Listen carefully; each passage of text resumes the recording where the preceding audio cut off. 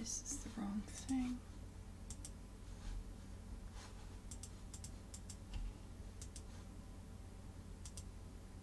Shit, we're live. Hi.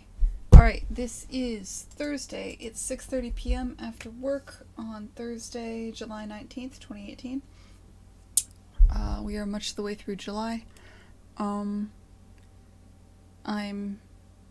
probably not going to do a full intro. Not much has changed. Hey, May, what's up? Yeah, I'm not going to do... Nothing much has changed, because last time I streamed was Monday, and I did a bunch of work on levels, but mostly I've been banging my head against,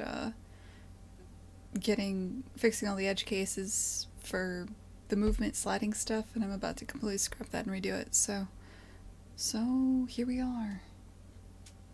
Hey, Port Ponky, what's up, dude? It's an old school Thursday night stream, man. Then I gotta refresh this because it's not updating. So I can't see the chat. And we're back. I don't want to do this, so I'm gonna stream it, Port Ponky, and probably not put it on YouTube. Someone's doing crimes outside? Hey, May. Yeah, I've only been doing the Monday morning streams lately, because I just got so much going on. Not really, I'm doing the kind of stuff that's harder to stream, and I kind of got over streaming.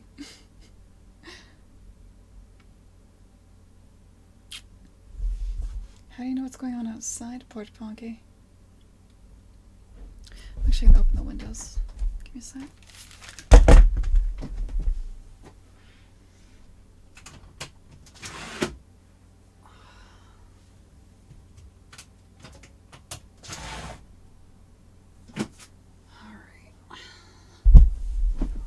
This morning before work I had an idea, and the idea was I'm going to scrap everything on the player controller that has to do with sliding and redo it, because I think I know how to do it right, and so far I've just kind of I started down a path and then I started fixing all the edge cases and there's just too many, and now I'm fucked.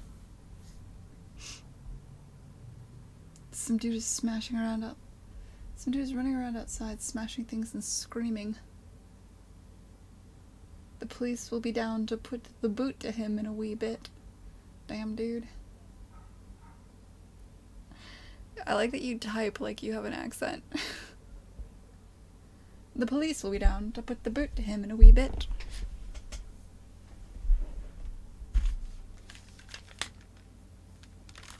Alright. Remind me what I was looking at this morning. Before work. Oh god. Yeah, this is it.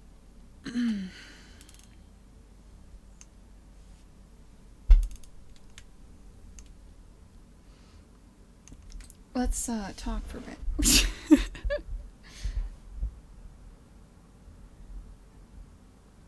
Not police. Polly? You didn't type that phonetically. Are you saying like the police? Don't piss off the police? No, it looks like you're going police. The police will be down to put the boot to him in a wee bit. I can't imagine how you would say that in any way that would make sense, Port Ponky.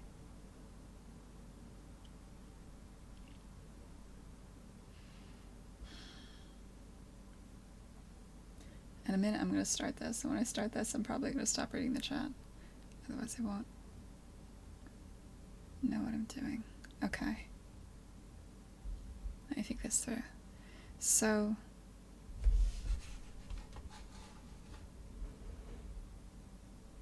the police will be down.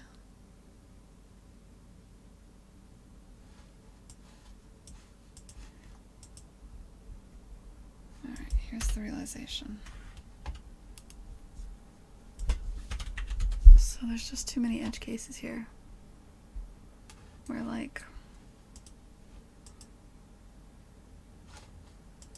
you need to know if you're on a sliding actor, being pushed off a sliding actor because you're hitting something on a sliding actor that's on the same sliding actor. You need to know if you're hitting a different sliding actor and pushing that. I just can't handle all the edge cases. And what I think I want to do is For each grid tile I'm testing, I want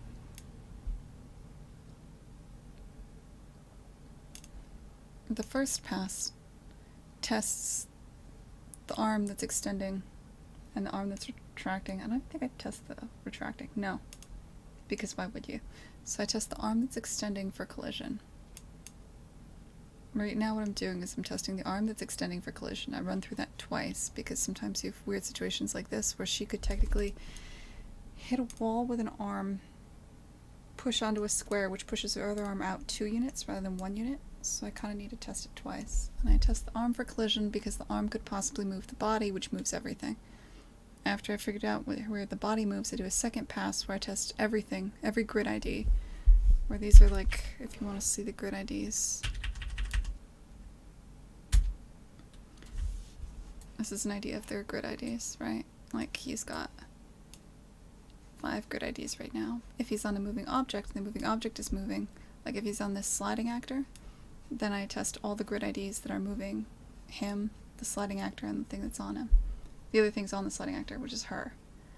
If I have a situation where he's pushing off of the sliding actor, then I need to know not to test those anymore. So you can see how this became like a fucking issue. This turned into a goddamn nightmare. And I've been struggling with this for the last 2 weeks.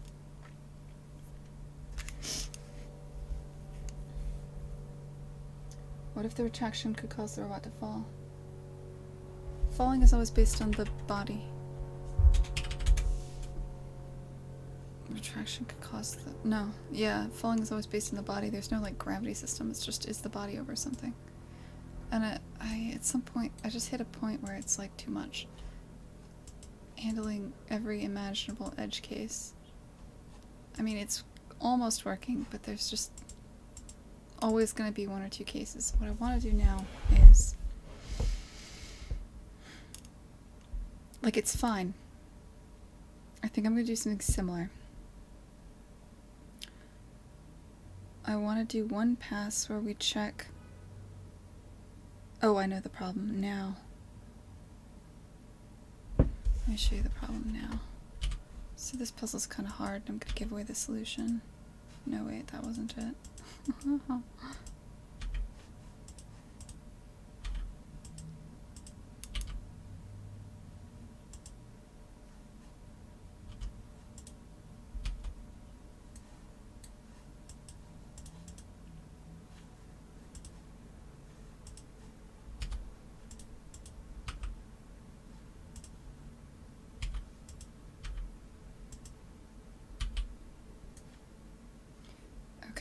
Problem comes here, right?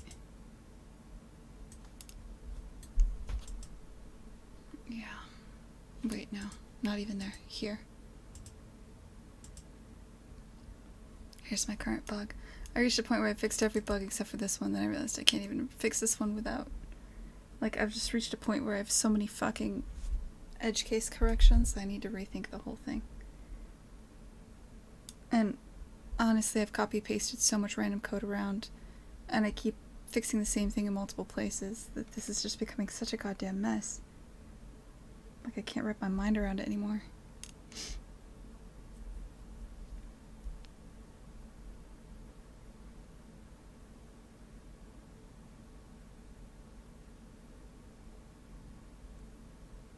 Get referred. Someone found an edge case in Steven's sausage roll where the player ended up at a 45 degrees to the world. That would definitely break that game. That would break my game too. Everything's always gotta be in a grid ID. Everything is always in a grid ID. Okay. So here's what we're doing. I'm gonna do one thing that tests... I'm gonna test the limbs that are extending once against collision, everything that's on the sliding actor that you're currently standing on, and the sliding actor that you're currently standing on. Right? And I'm gonna determine if that's acceptable. And then I'm gonna do the second pass that tests collision with the world, which also includes the sliding actor. And in that pass, I'm not gonna check anything that's on the sliding actor. Because I can't check both in the same thing. And if the case arises where you're no longer on the sliding actor because you've pushed off of it, like say Euler does this all the time, then like if he pushed off right here onto the static thing, then I need to go back and retest. Right? Hold on, wait. Probably yes, but let's not even worry about that yet. So, alright, I think I know.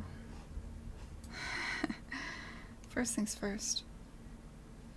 Let's get... A lot of this is reused in multiple places. Oh god.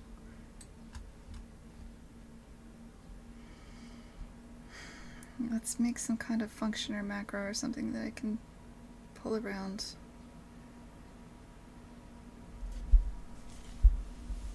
And reuse.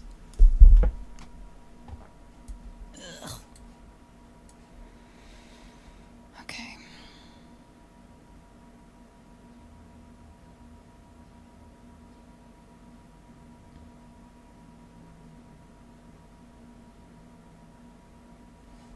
What do I want to section off? And do I want it to be a macro? I think I never use macros because I hate them. We use them at work. Let's look at this. Tons of graphs, functions, variables, basically the entire game's in here. No macros. Macros are nice because functions can't be... You can't have a delay in a function. You can't have any kind of latent function in Unreal. Macros are nice because you can have delays in them, and also they can have inputs and outputs. But macros have like... I've just had bad experiences with them. Initially when Unreal came out they had a lot of bugs. And I don't know what's fixed and what's not, so it's kind of unexplored territory for me. But it's probably the correct solution here. Okay.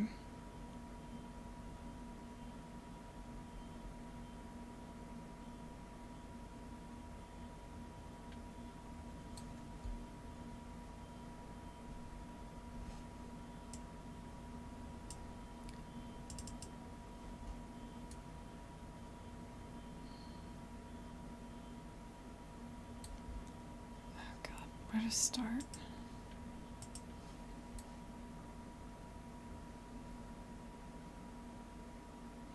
Alright, so I copy paste a lot. Usually like...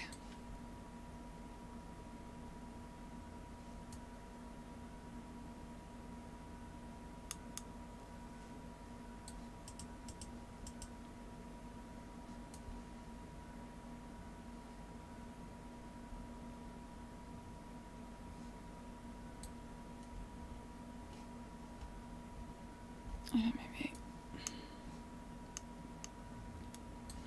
maybe I don't worry about cleaning it up.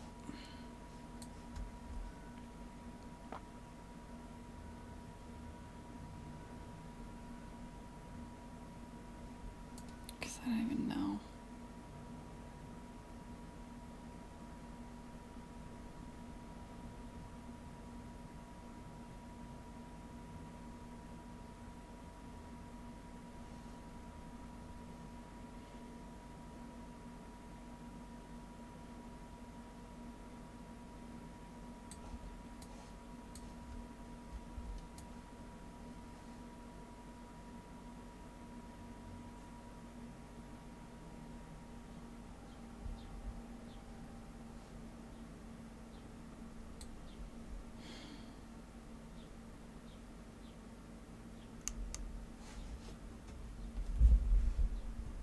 Oh shit. Hey Polydolphin, what's up, dude? Yeah, this is bad, Root Lancer. I've gone too far. I don't even want to touch this. This is giving... Like, looking at this makes me tired. It's my fault. I let it get this bad.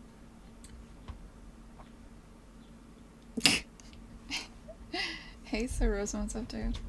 Haven't seen you in a while. Shit, yeah, that's right. How are things going with you?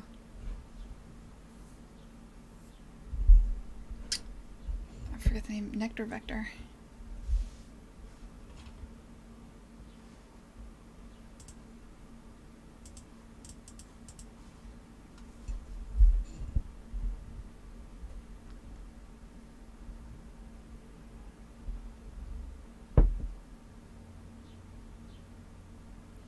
You've been forced to have a 3-week unpaid vacation. Isn't... No, that kind of sucks, dude. I'm sorry.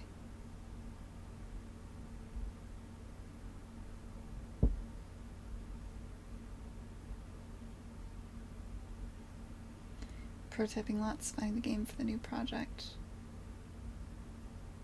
Yeah, I want to catch up with you on Slack at some point and hear what's going on. You're with, not Jake Rodkin. What's the name of the guy you're working with?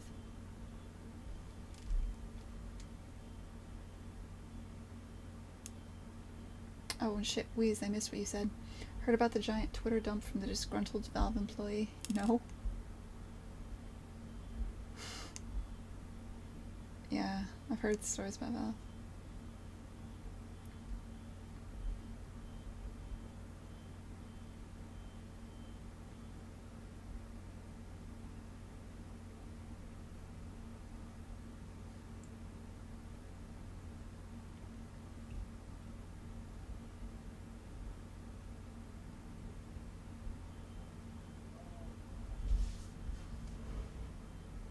Yo, everybody should check out Nectar Vector.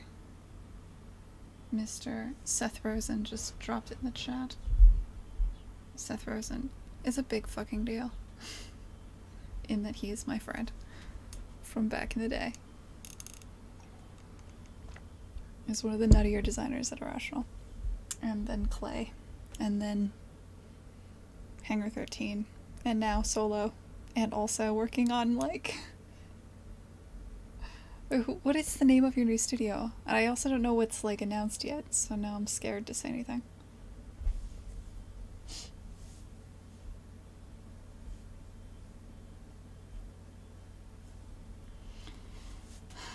Valve sounds like a super cutthroat environment. It doesn't seem to operate very well at all.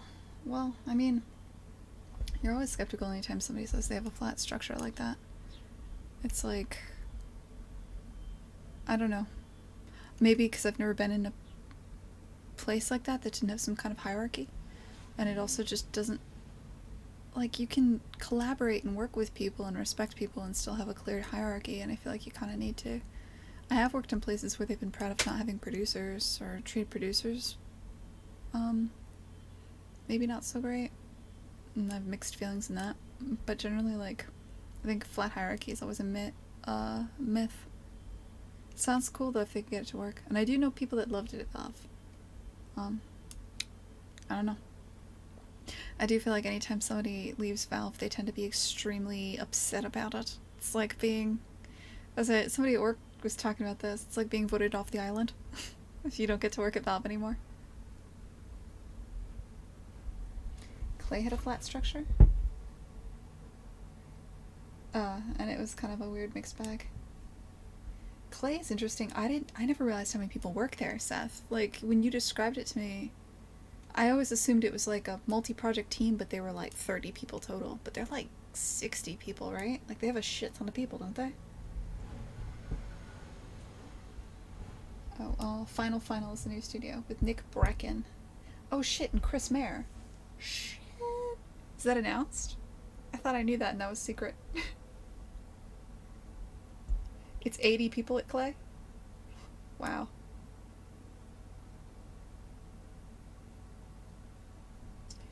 Yeah, I don't know. I mean, it sounds like a really good goal to have a flat hierarchy. It sounds cool, in theory, right? Like, you want everybody to collaborate, you want everybody to work together. But I mean, you also...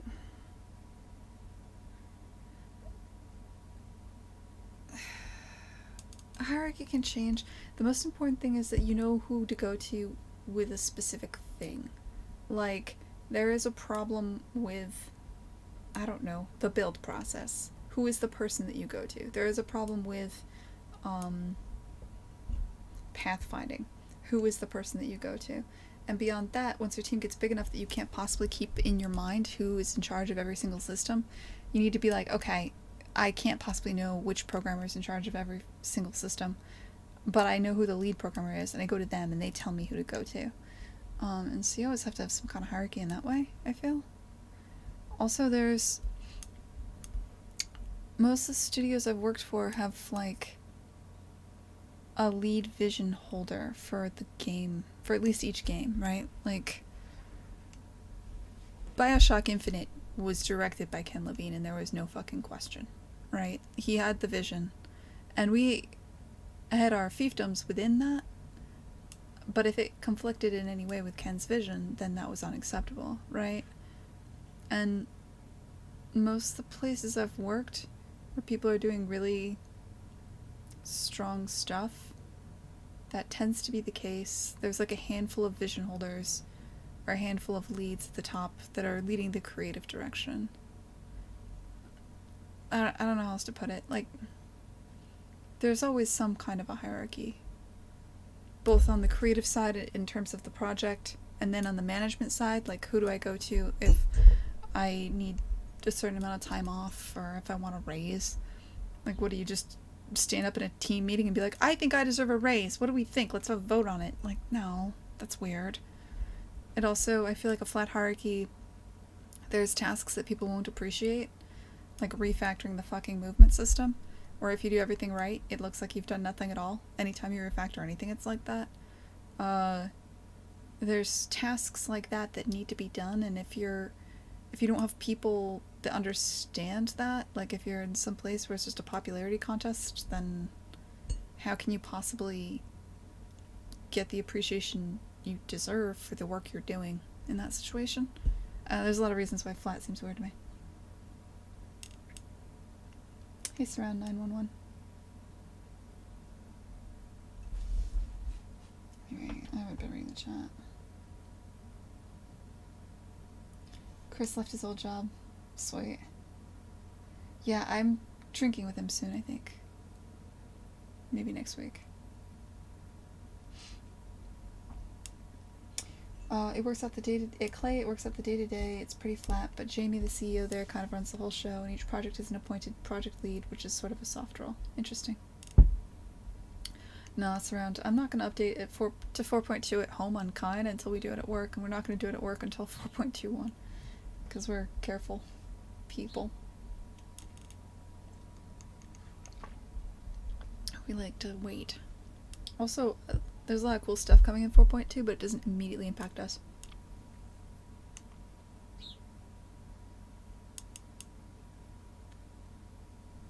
How can a studio have any real direction without someone calling the shots? I mean, there's always someone calling... I mean, you always... Even in a flat hierarchy, I don't know how to explain it. You'll have, like, the goals, the pillars for your studio and the pillars for your project, right? No matter what. And so then you just kind of ask yourself if you're moving towards those pillars. And you can have places, like, I would argue the Flame and the Flood, we were all completely in charge of our own domains. There was actually, honestly, no structure there. Well, all the gameplay code was written by Damian, and if we needed gameplay stuff, we went to Damian, and all the engine code and making sure things were running under the hood and on, like, integrating Fmod was done through Bryn. All the environment art was made by Chad. All the textures and models for the game were made by Sync. All the animations and effects in the game were made by me. Like, there was no question. We had such clear lines between us, and you could always go to somebody and critique what they were doing. But we all went in every day, you boot up the game, you do the thing that gets the game closer to done. There was never really, like, a need for any kind of official hierarchy there. Didn't really make sense. Whereas now when we bring people in, there will be a hierarchy, but they'll mostly be working for us. Because we're the leads, right? Hey Penguin Dude, what's up, man? Oh shit, hey. Sorry, it takes me a minute to remember who your handle is. I'm sorry, I'm not ready to work on audio yet, man.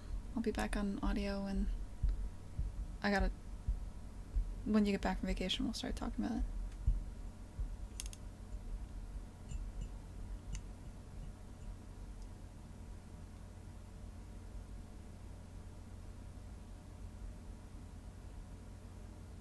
Where they updated Niagara?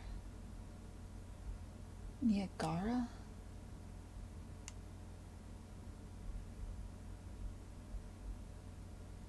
Do we still have someone who's the main vision holder? For the Flame and the Flood? Yeah, kinda. It was Sync, I think. So much of that was vibe and feel, and there was nothing that wasn't going to be part of the vibe and feel. And Forrest was like up to his eyebrows and just running the business. So for the game and the project, it was definitely, I think, Sync was probably the vision holder.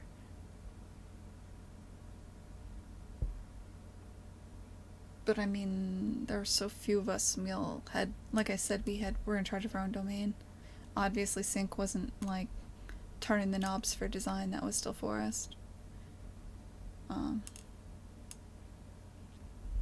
Obviously, Sync didn't give a shit about the animation. I could do whatever I wanted. The new VFX system. God damn it, I'm gonna have to learn that. Yeah. Also, I feel like I should just in general keep up to date with Unreal more than I'm doing. There's only so many hours in a day. I've got to get in my dumb shit.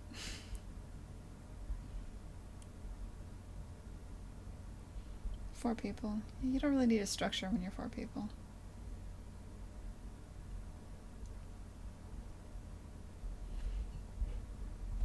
Going through it now, we're writing an employee handbook and shit. It's getting real.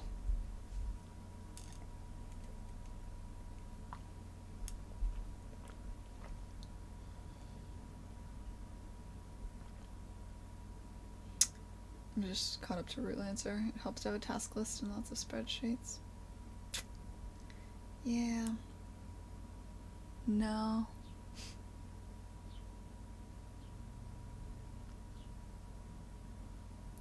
I think we have a huge philosophy. There's a philosophy that everybody at the Molest What happens to prescribe to that I do as well, which is like, if it's not in the game, it's not real. Paper design is bullshit. Anything written in a doc anywhere is bullshit. Put it in the game. Make it. Sketch it out in some fashion or not. And I think we kind of all operate in that same way. Where, like, I'm not going to write down words, I'm just going to show you in however I can, prove out what it is I'm about to do before I do it, if I need guidance. But in reality, like, I never really ask permission, I just kind of do things. Things like, I got the model for the raft, and I was like, I had to figure out how to make it dock, so I pulled off the tire and rigged it and remodeled the underside of the tire, and she threw the tire like a lasso, and I just kind of was like, guys, is this okay? And they were like, yes. And every now and then they're like, no, but for the most part it's a lot easier to just do it and get a yes or no than it is to like have a fucking meeting. I hate meetings. I feel like in AAA we're in meetings for half the goddamn day. Getting sign off from every single motherfucker before you could even do anything. Oh, that's one of the things I love about being indie. So there's not that crap. I forget about it sometimes. And then I go back to like, Forrest just, whatever. Every now and then we contract for other people. And it's like, oh yeah. I hate this.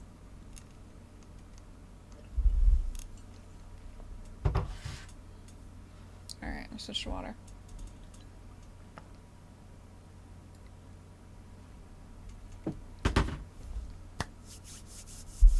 We need to work. We'll resume chatting once I've accomplished something. I'm gonna actually minimize this so I don't... Now I can't see you. Talk amongst yourselves.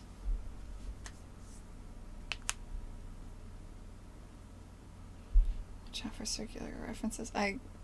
Instead of minimizing you, I tabbed over to fucking Twitter. Damn it, Mike Soden.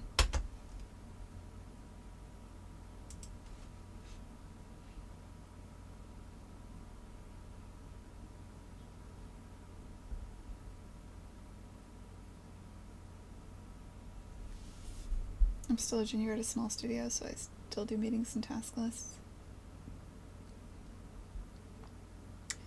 Yeah. I think it's ideal to be at a small studio because you can wear more hats, you get more responsibility than you probably deserve really early.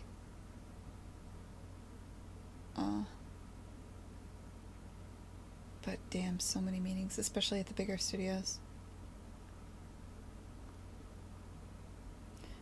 There's a lot of things that are different at large AAA studios, Weeze. Your mentality, the way you think about things, is just so different. It's hard to explain. And I forget about the differences until they come up.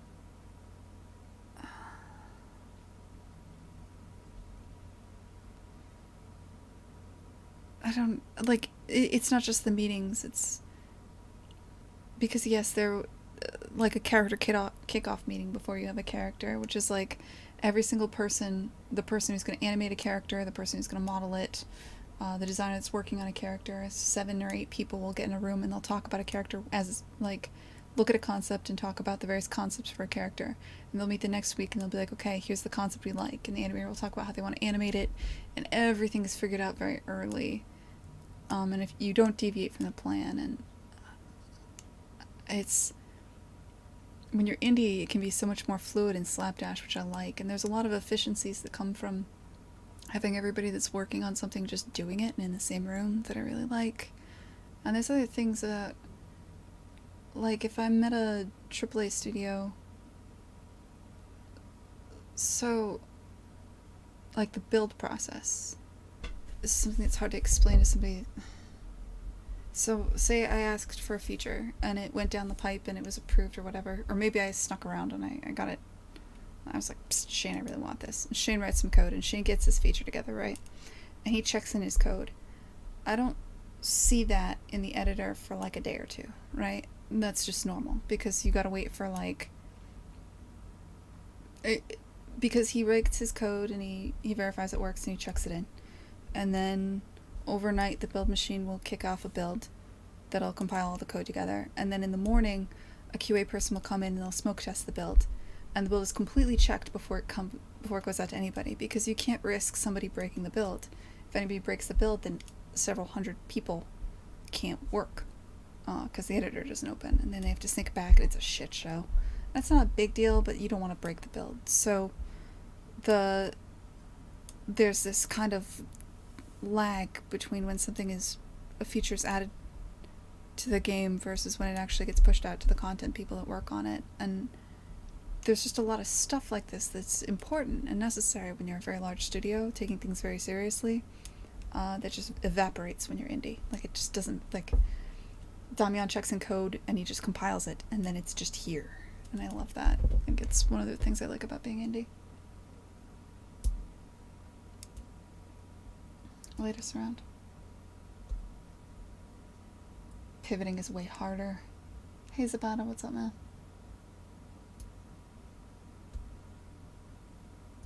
That sounds so fucked. Well, I mean, the alternative is way more fucked. The alternative is, like, you come in... Oh my god. You come in and, like... everybody just kind of hangs out for half a day because the fucking editor won't open, and for some reason we can't sync back because, I don't know, reasons. You don't know what to sync back. Like, the other side of it's even worse. It's just a reality of being at a large studio. Or, like, on those large games where the process of, like, building pathfinding and lighting and everything for these maps, and sometimes these things become interconnected, just takes, like... It's just a process that happens overnight, so there's just a certain amount of lag between things. I don't know how to explain it. Like, and yes, there's just loads of processes and meetings and things that happen between departments all the time, before anything can ever actually get done. And that's just kind of like a reality of AAA. Hey, Kieran. Kieran. Sup, too?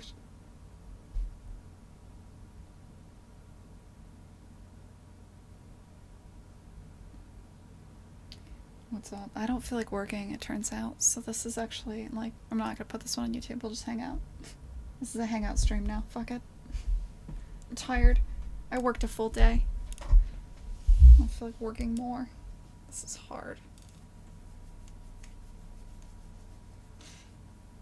sometimes have our build not working due to a DLL file. These are full-blown no-engine, all modeling days. Yeah. So you've been there too. My god, yeah. That used to happen to us at Gazillion with Big World, like, more often than I care to admit. Oh god, the worst was like,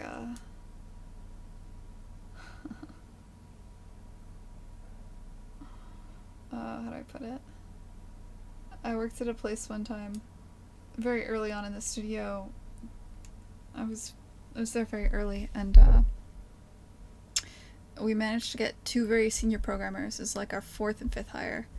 And we knew we were going to hire a tech director over them, and they were going to help us pick the tech director. But then we got another programmer because it was a really good opportunity hire. So now we had 3 programmers but no tech director. Then we got another programmer because it was a really good opportunity hire, but there was still no tech director.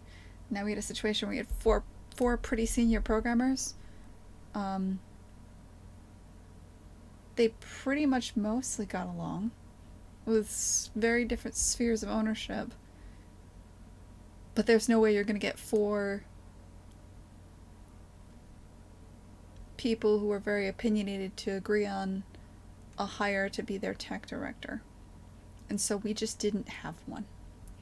And there's certain things that fall through the gap in a situation like this, where it's kind of like a democracy for what's the most important tech thing.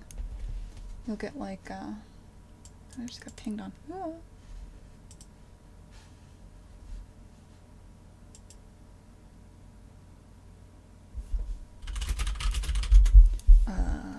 What was... Oh, for fuck's sake, sorry. Still got work stuff coming up. Yeah. What were the problems there? We had like... That was back in UE3. So at that studio, I remember there were times when I would need to compile Unreal Script, but in order to do that, I had to check out the token, because there was a token on Perforce, which was like a text file or something, and you were only allowed to build and check in if you had the token checked out. And the programmers, if they were compiling, that would take forever, but for me to compile Unreal Script was like super fast. So I would keep trying to cut in line and like snipe the token out of before somebody else in line, so I could just do a quick 2-minute turnaround check-in. Yeah, that, I don't even know how to begin there. There was maybe, at the time I didn't realize how not ideal it was. That was an interesting situation.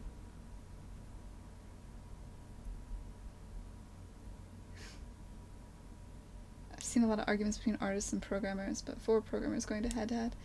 Yeah, I mean, I don't know. It's weird. Most studio cultures, you tend to see the designers and the programmers getting along really well, and the art team tends to be in the outs. But I've seen the opposite. I've seen other situations as well. It's weird. The culture can turn so negative so fast with just a certain number of bad hires or bad eggs, or things are so scary early on when you're still growing that culture. It's really hard to have a really positive environment. Like, I take it for granted the Molasses Flood is a really chill place. All of us are really, really chill and get along really well. And we don't have any, like, nobody there is a super dominant personality. So we're all like, oh, what do you want to do? Oh, yeah, I mean, like, we just collaborate really easily. So it's kind of a nice environment.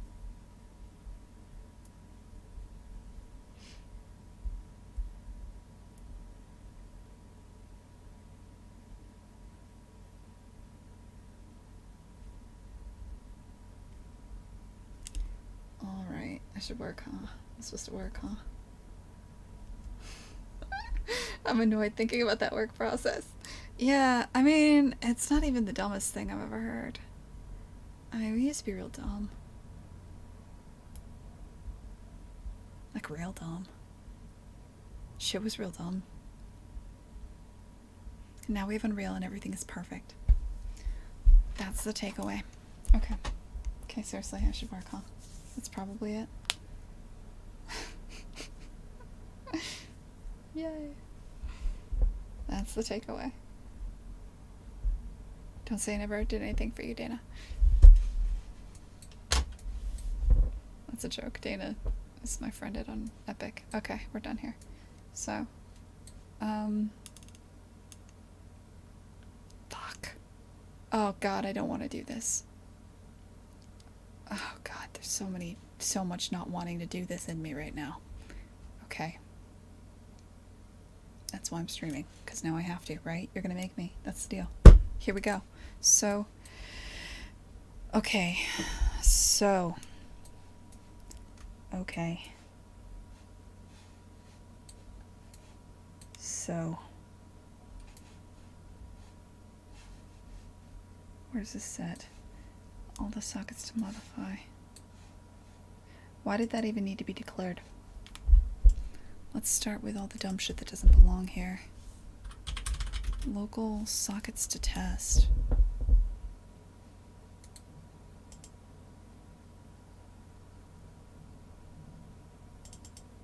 Here's where I get it. Here's where I set it. Why is that a thing? No reason. Okay, so I made a variable for no reason. That's cute.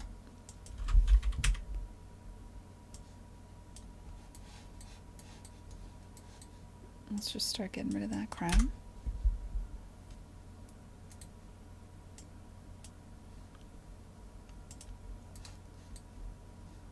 Okay, build an array of attached pawns.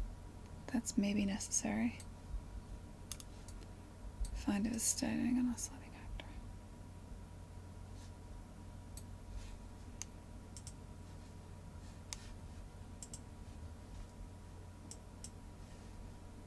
Sorry, give me a sec.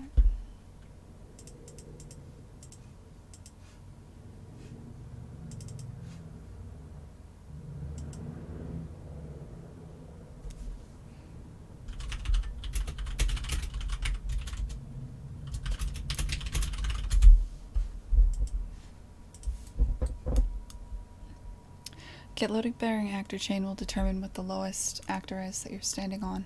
You're going to take that, you're going to test it and see if it's a sliding actor. If it is, you're going to cast it to a moving prop. Here's the sliding actor. Moving with transform because this is predict collision. Okay. That's where we're setting that. That's fine.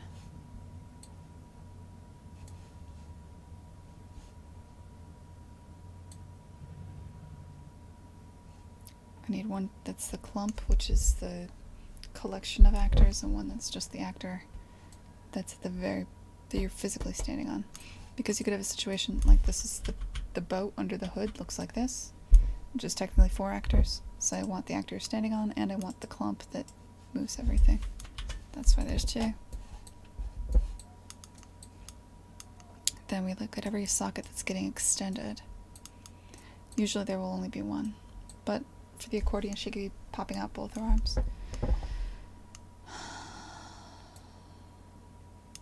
For each socket, get... Sure. What the extend length is going to be. Minus the unextended length. Yes. That makes sense.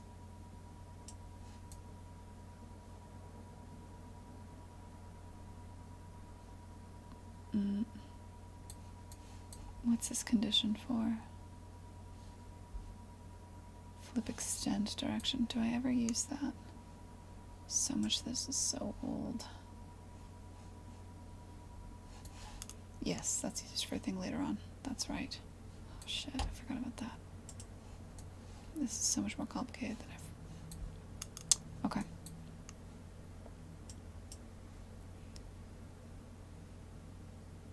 So, get the facing of the socket.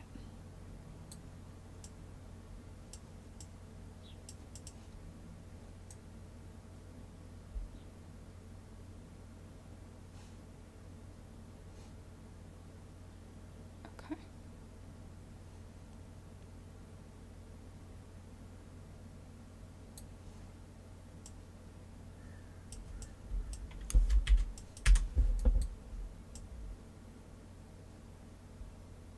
This is determining if it's facing down. Positive X, positive Y, negative Y. Positive Z, negative Z. Get the local extend length, which we set back here.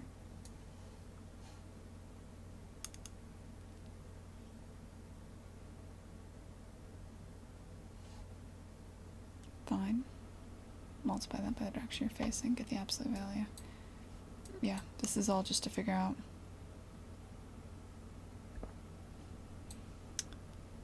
How many squares we're extending the tile. Fine, whatever.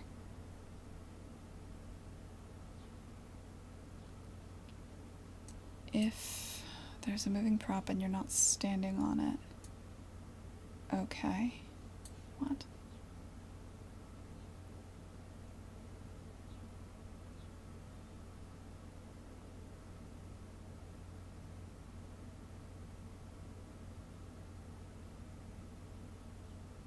Yeah, which you don't want to be the case. Fine.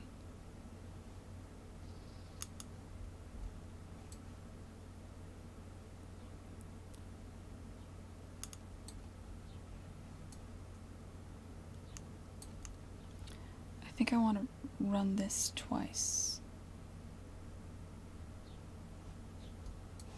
Right. I want to test everything from here on.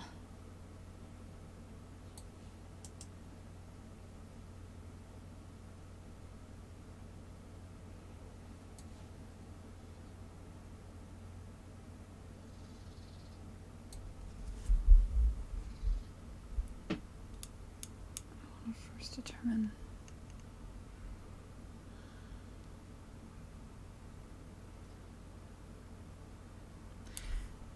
okay.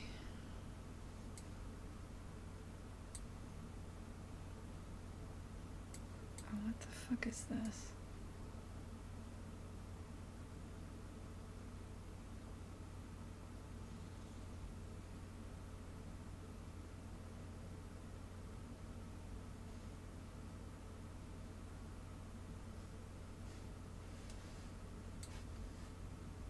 Break the loop. Oh god, okay. Okay, I did check in before I started this, right? Yes. Okay. Well, here goes nothing.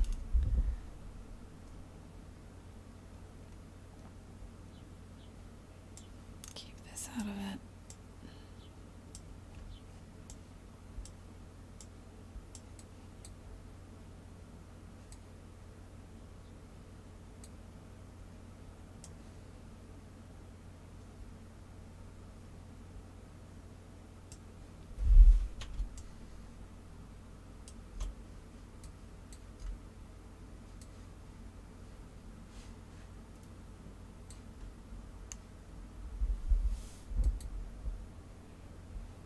Collapse to macro.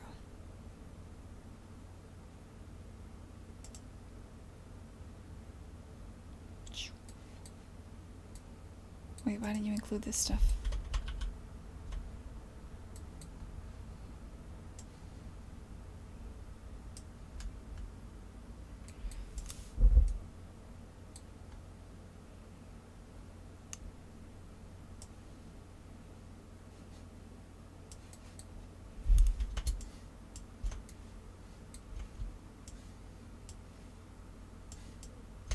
God damn it.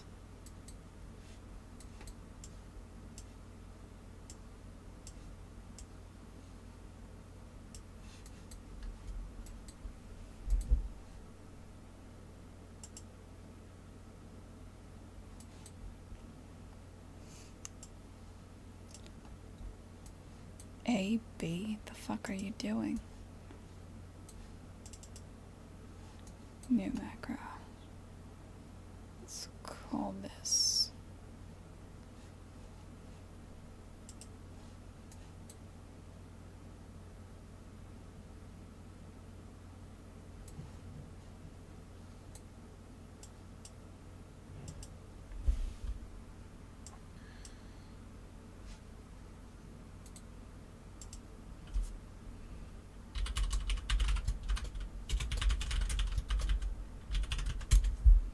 That's supposed to go.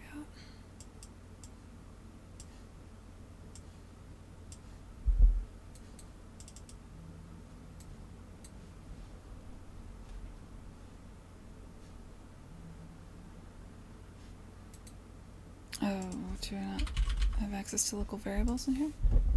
Is that the... Oh shit, I don't. You do somehow. Oh fuck, what am I gonna do? How do you have access to some of them? That's a bug, I don't think you're supposed to.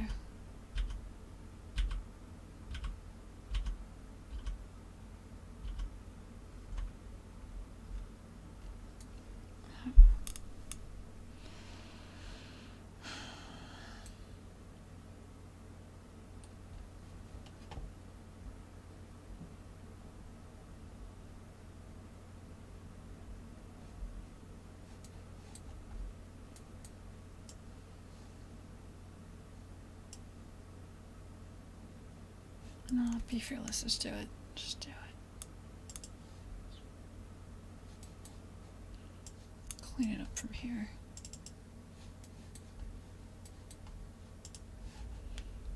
Let's...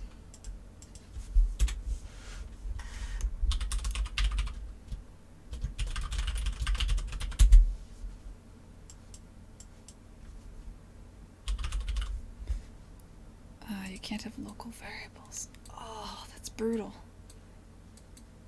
You serious?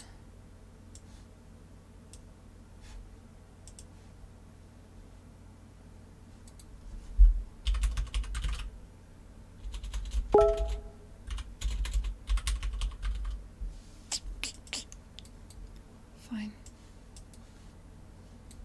This will be a bit ugly, but we'll deal.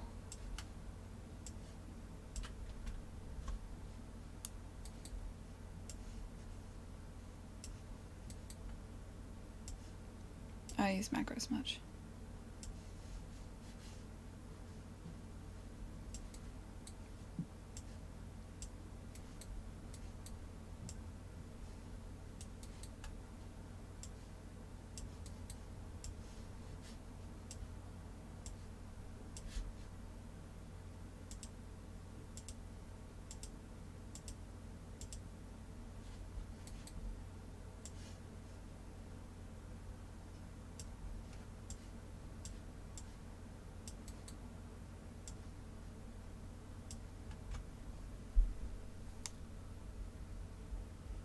I'm sorry.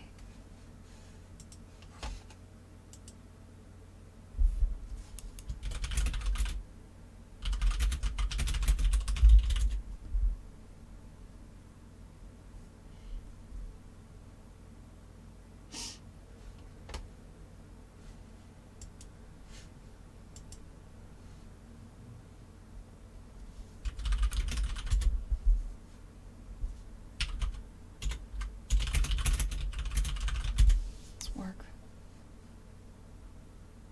Can't shut it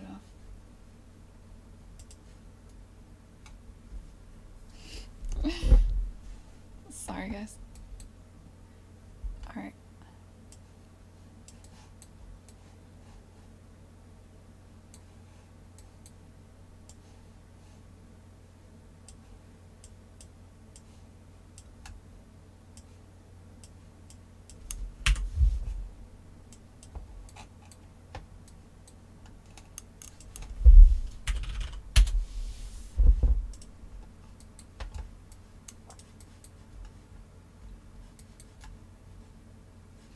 What do you want to call this macro?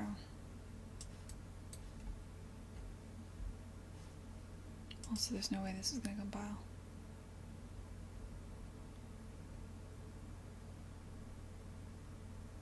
Yeah, I didn't think so.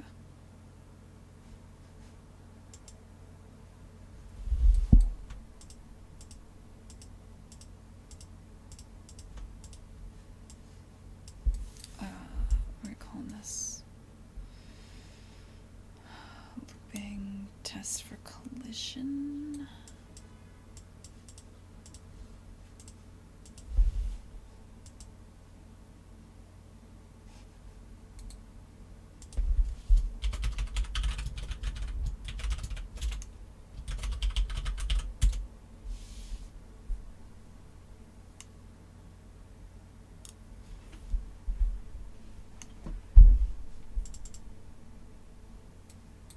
Yeah, and this is no longer working. because of course it's not.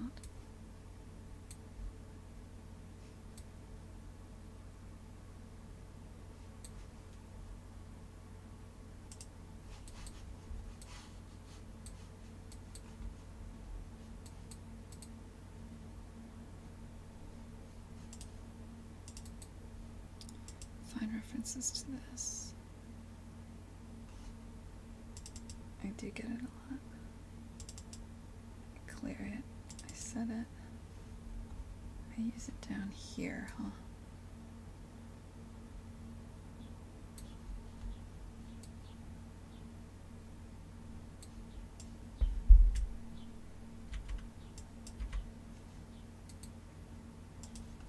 Don't think I need to. And I think I'm gonna kill it from here.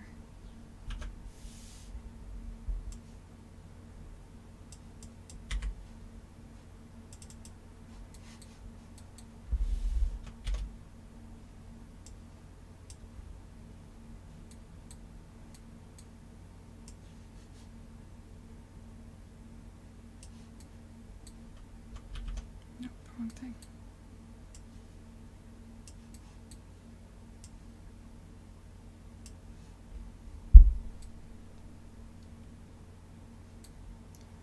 I don't think I need this at all.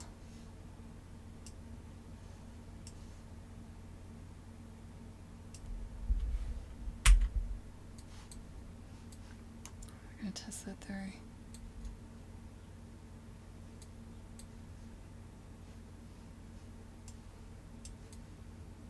If you're not self, you're not. Wait a minute.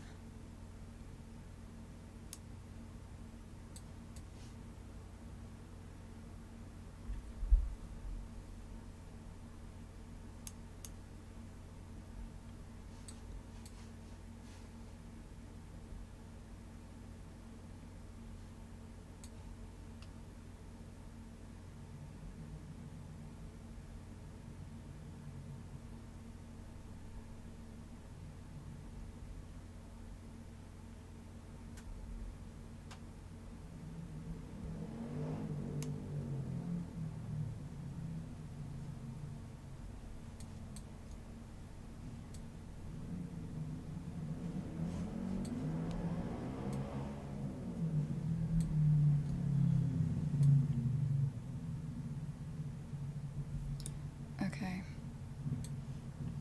For all the actors, run this interface to determine if they block the player. If they do, see if it's a moving prop. If it is, set these variables. If it's not, hit a wall. If you don't block the player, are you also a player pawn? If so, are you not yourself? Are you... I don't think I need that. Seems superfluous. Are you the body? I'm going to change that logic later. Other thing is, are you...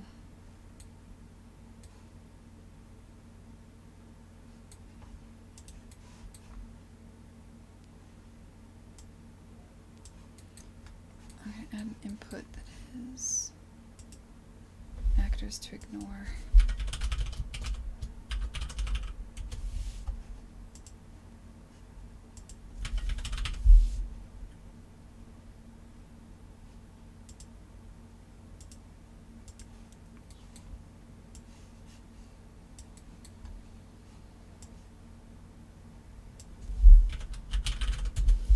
Are you in the actors to ignore?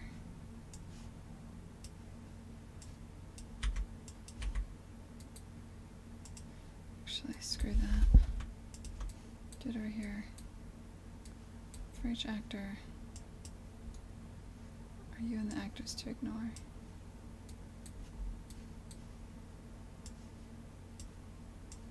That'll give me freedom. Branch.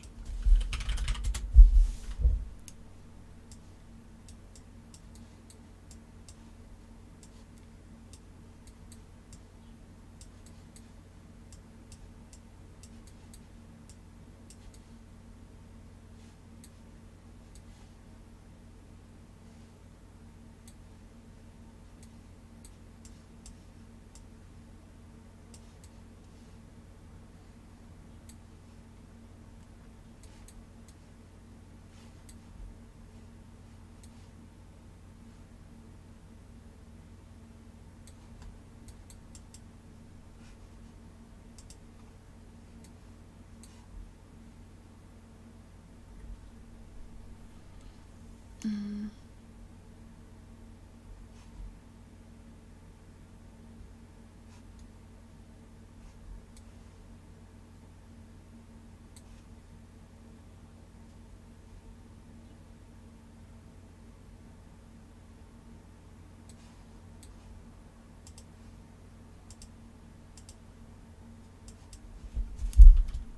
Hit wall.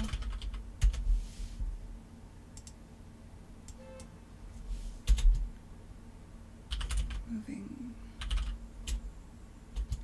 Hit moving probe.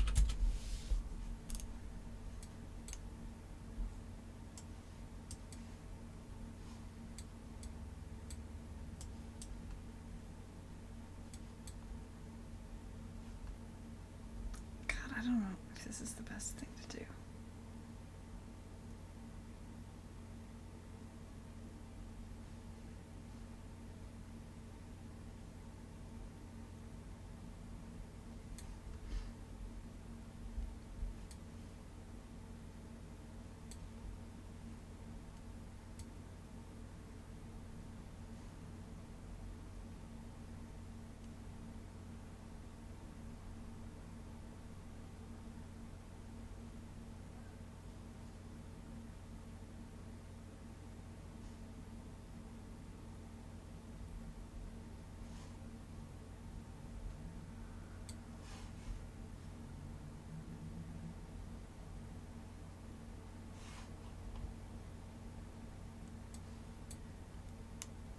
Sorry, I'm not going to be talking much today, guys. It doesn't have to be this messy. I'm not doing this right.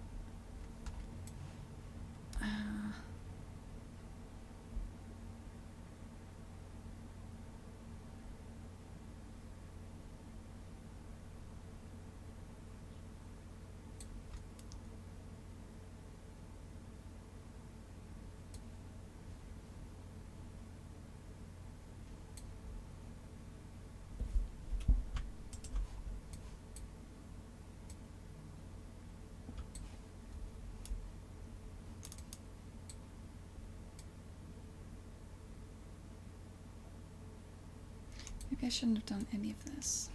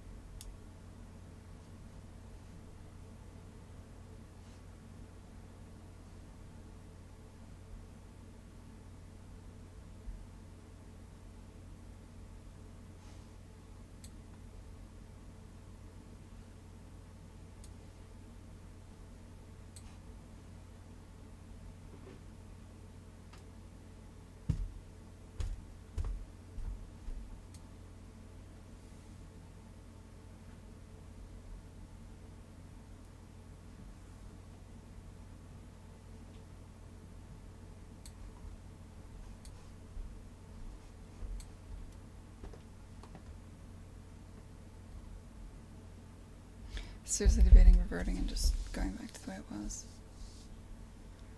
And then seeing what I need to copy paste to make it work.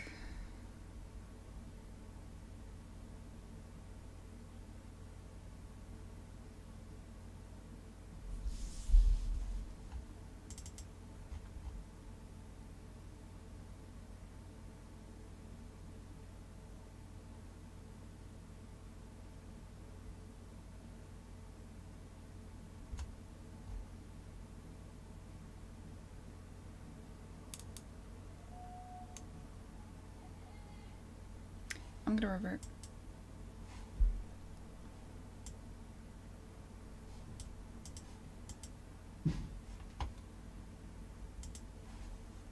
I don't like what I'm doing here. Oh fuck, I didn't check in. Are you kidding me? When was the last time I checked in?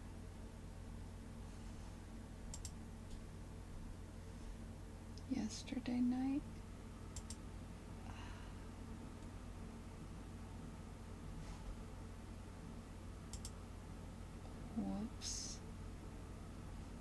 Where's my backups?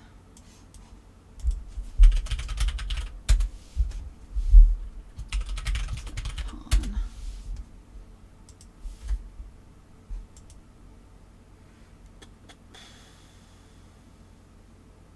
Come on.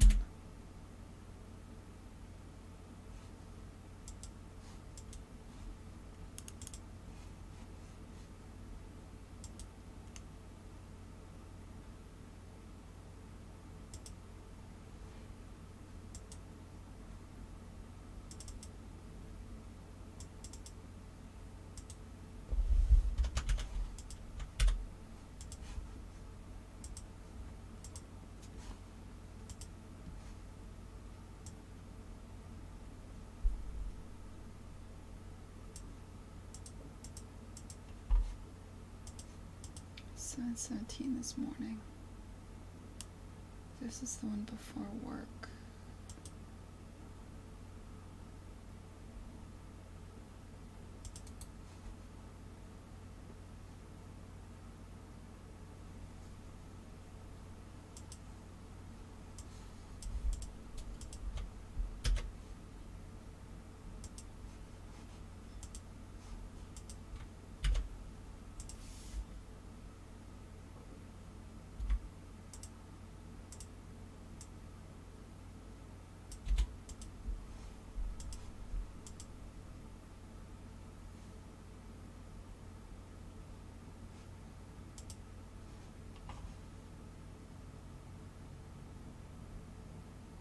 Oh, hey, Hoaxy. I'm glad you like the Flame of the Flood.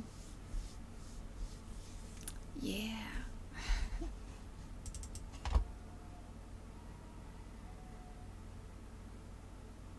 That blueprint was a lot cleaner than this. This night was a bad night. I say that a lot. Someday I should stream things where I'm like in the zone and know what I'm doing and like in a good mood. It'll happen. I'm glad you like it, dude.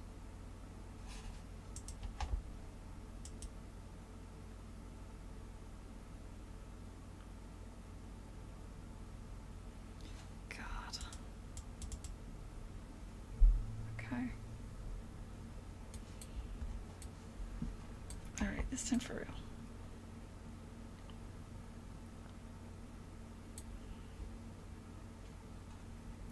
What I really wanted to clean up was this stuff, right? So let's just get that. Let's just get that cleaned up. This is the part I reuse.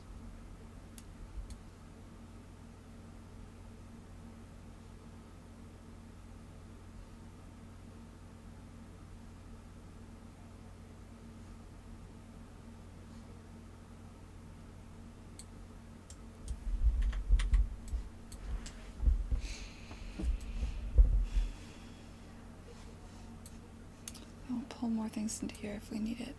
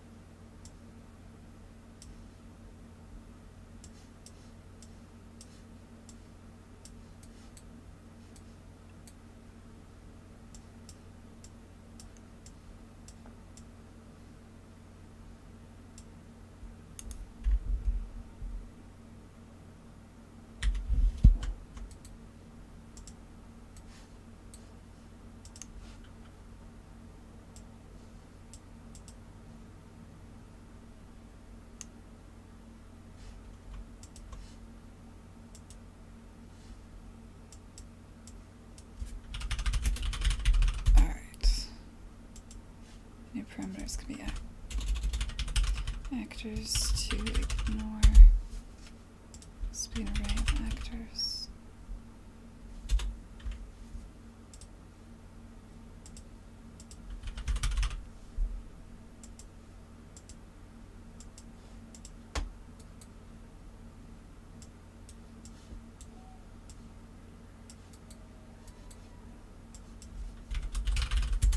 Make sure that this does not contain this.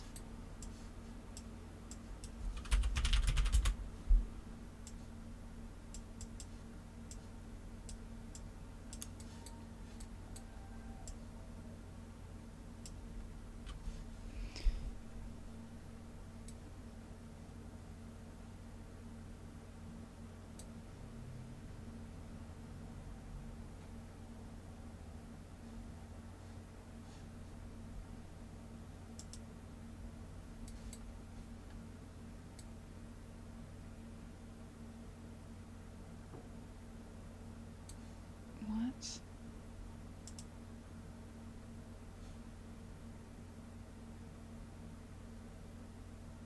Oh.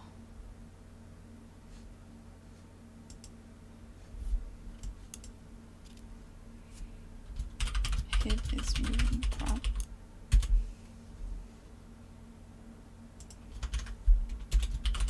And prop hit.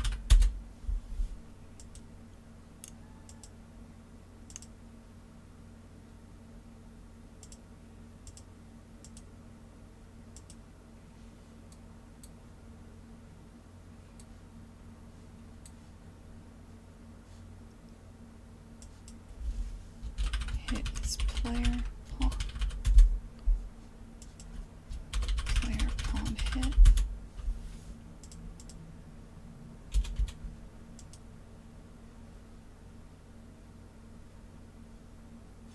Completed is completed, I guess. What is cast failed? Guess that'd be hit his wall.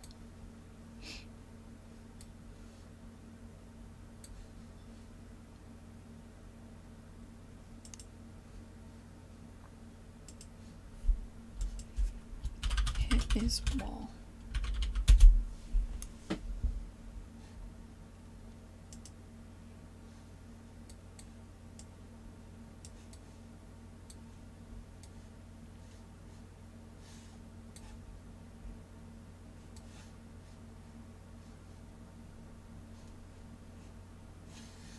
Guess you don't need to return the wall. Okay.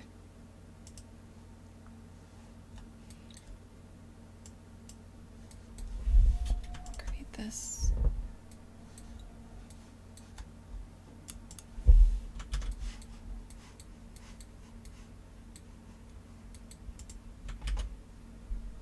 This I might not need, but I'll just hook it up because why not?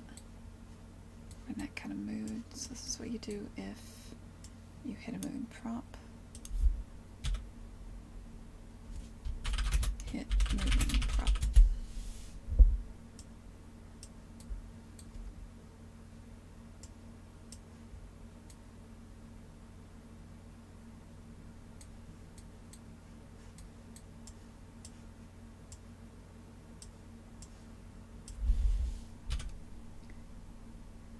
Completed.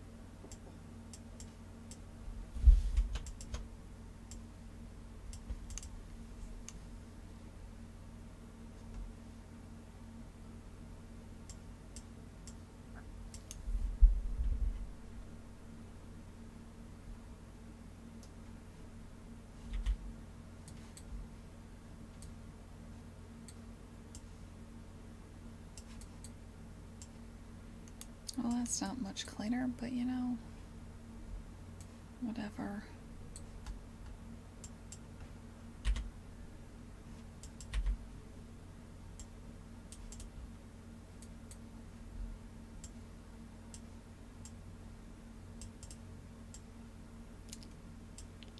YOLO.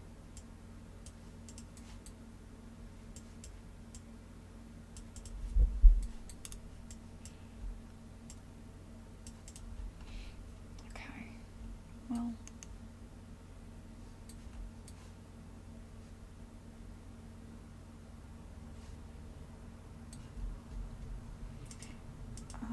Test collision type.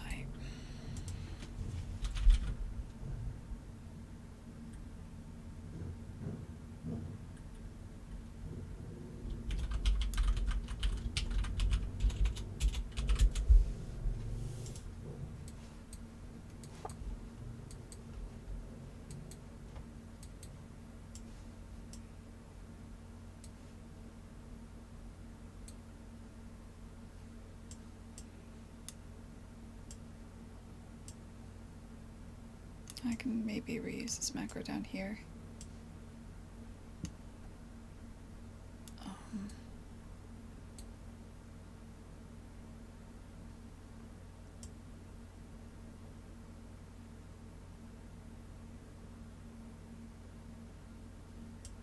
Wait, is this correct?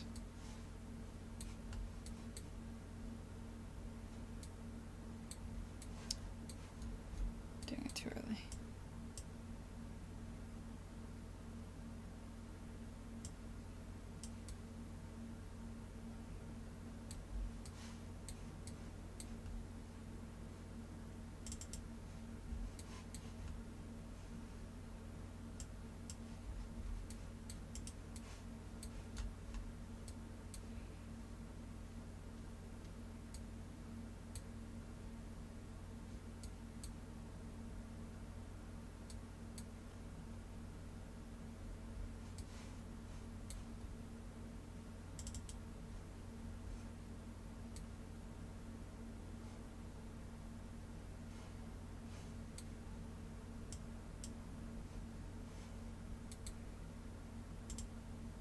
Test tile data.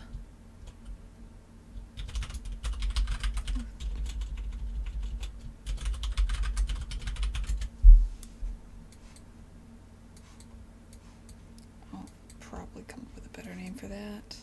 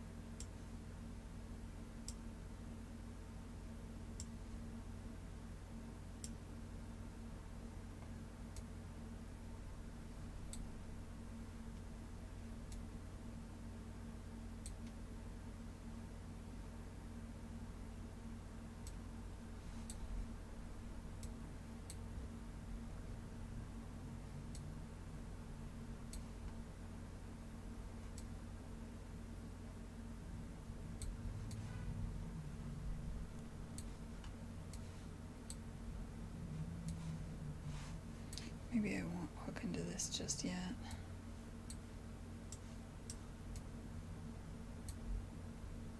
Cause I'm scared.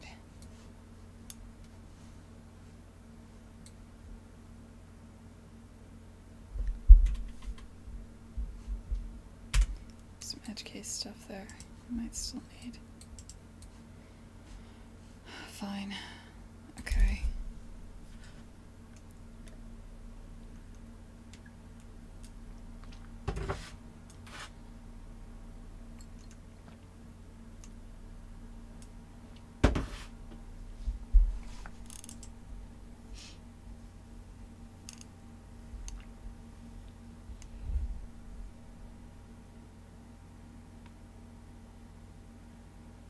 the zone. Isn't streaming kind of defeating the feeling?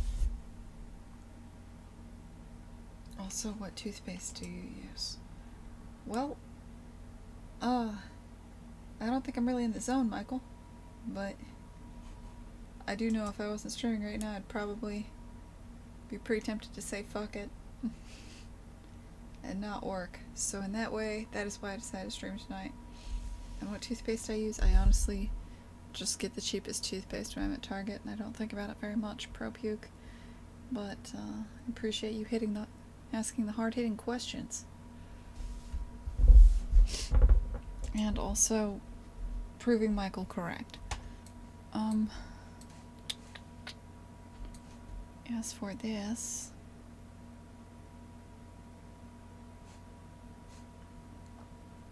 still pretty tempted to just say fuck it. Local sockets to test, so you're welcome, ProPuke. What I would like to test is, right, so what I say at the beginning of this, I want to test first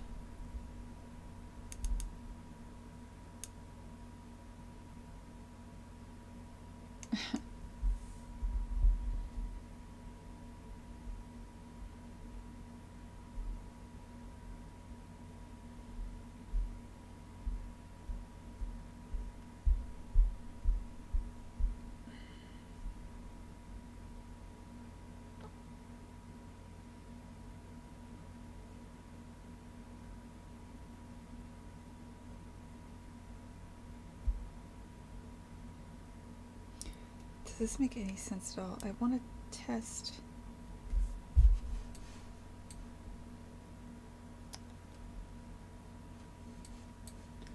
for each of these.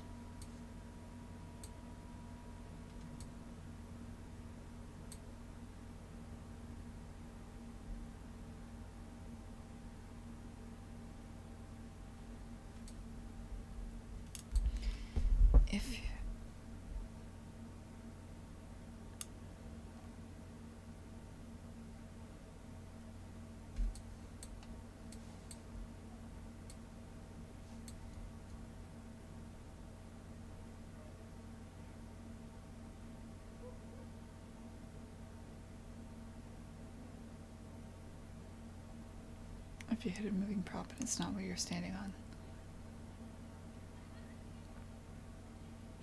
If you hit something on the prop that you're standing on, this will push you off. That's important. If you hit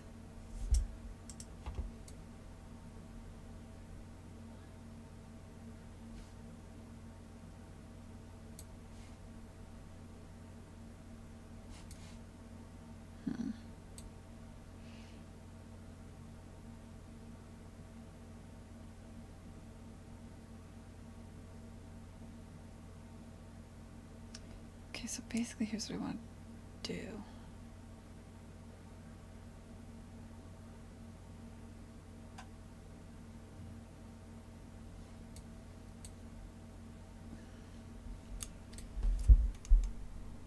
I want to do this twice. That's why I did this. I want to test you.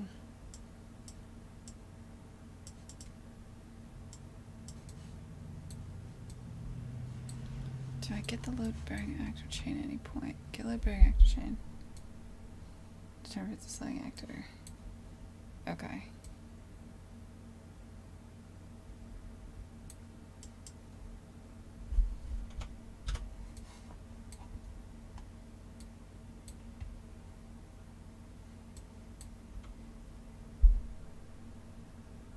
I'm not sure if that should go there. I think that should go there.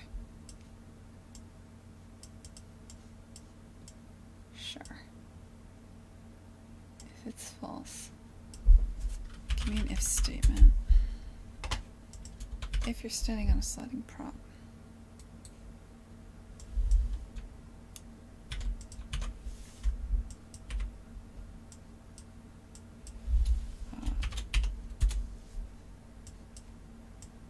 if you've set a prop that slides that you're standing on, then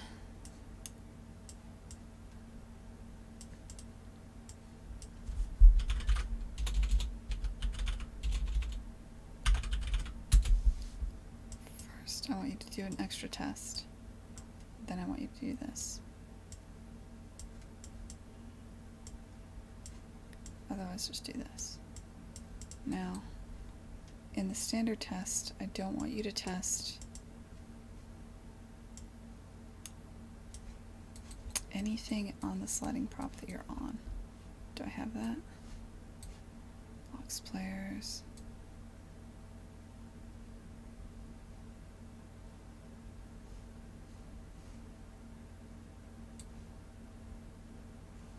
I don't. Interesting. Well, let's get that.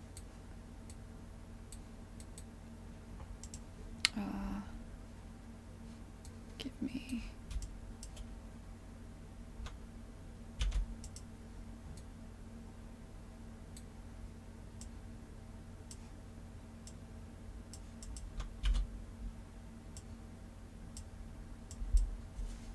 get... What am I looking for? Actors... Get actors moving with object chain.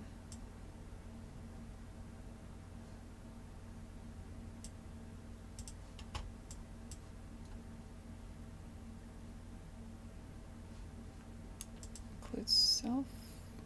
Sure.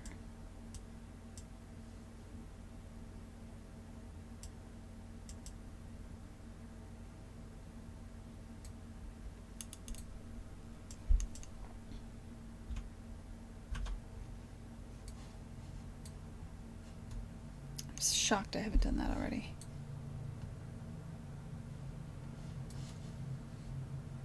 Load bearing actor chain.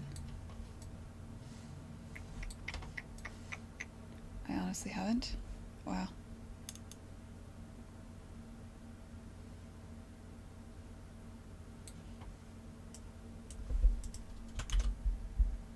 Fine.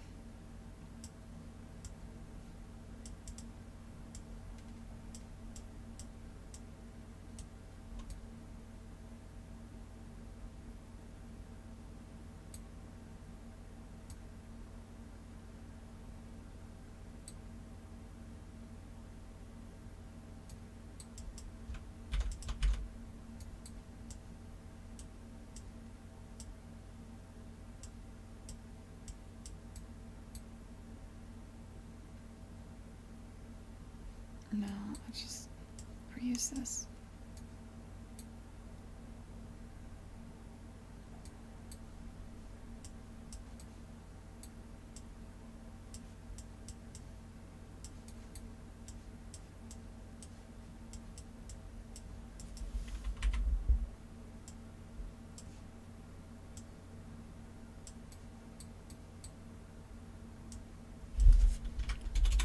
Select.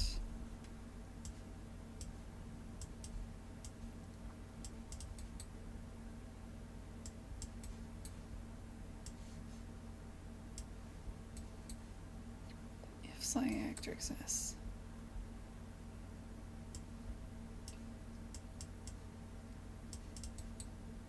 Okay. This will ensure that I don't, when I do the primary check, I never count collision against anything that's on the same sliding actor that I'm standing on. But I do need to check against that, so here's where I do that check. Check the body grid ID.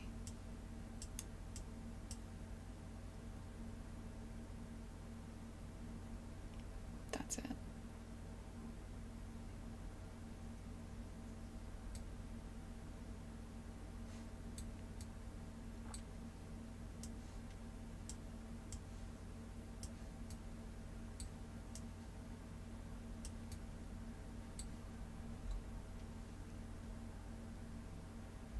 So to copy paste all this.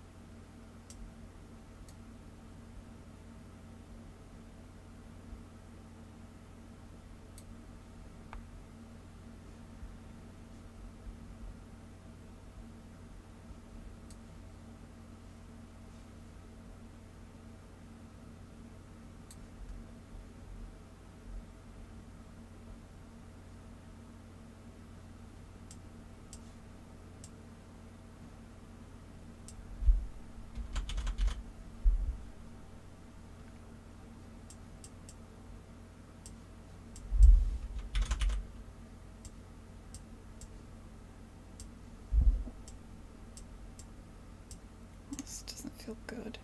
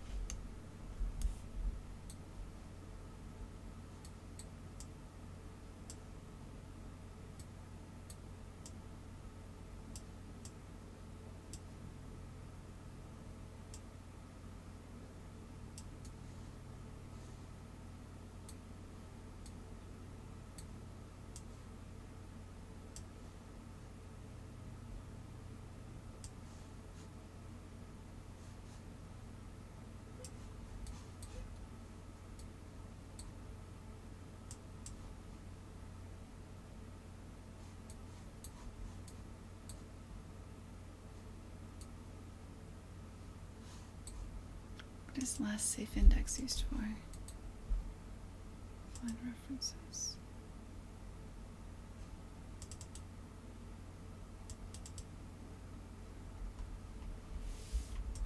Nothing.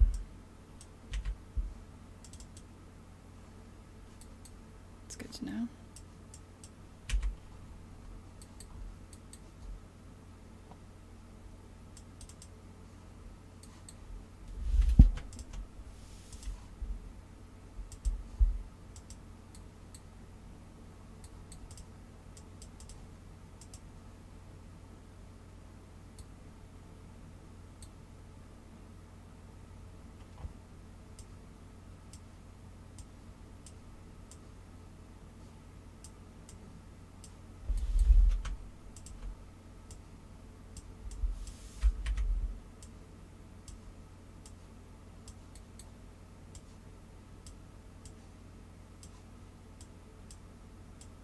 So that's pretty trivial. Now this is complicated.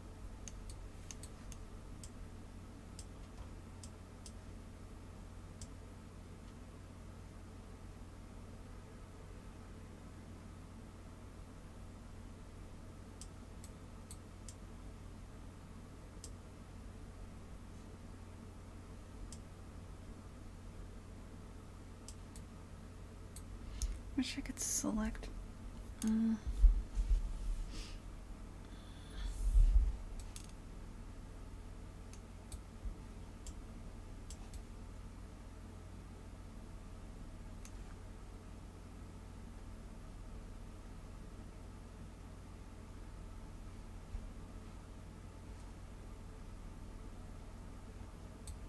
can move this into there.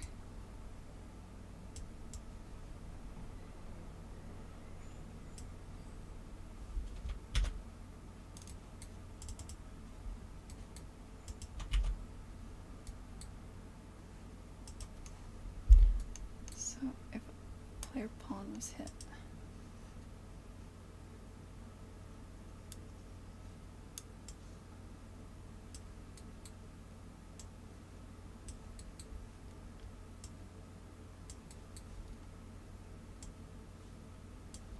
get the actor that you're standing on at the very bottom.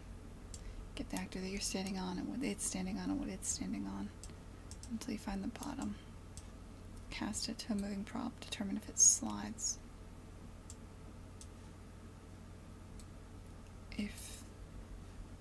Determine if it's the same sliding actor you're on.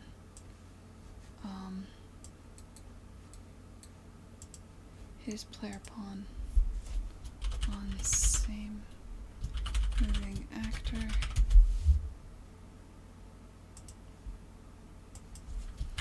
It is player pawn. What's the other option here?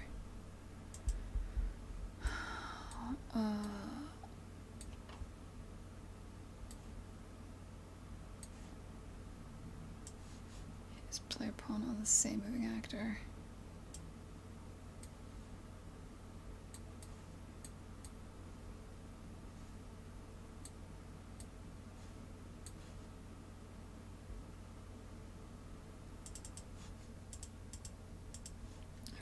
execution pin.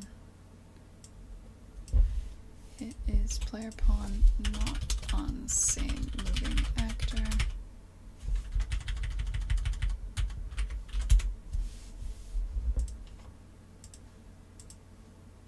Wow, this stream is really boring. I don't know why there's 20 people watching this one. That's weird.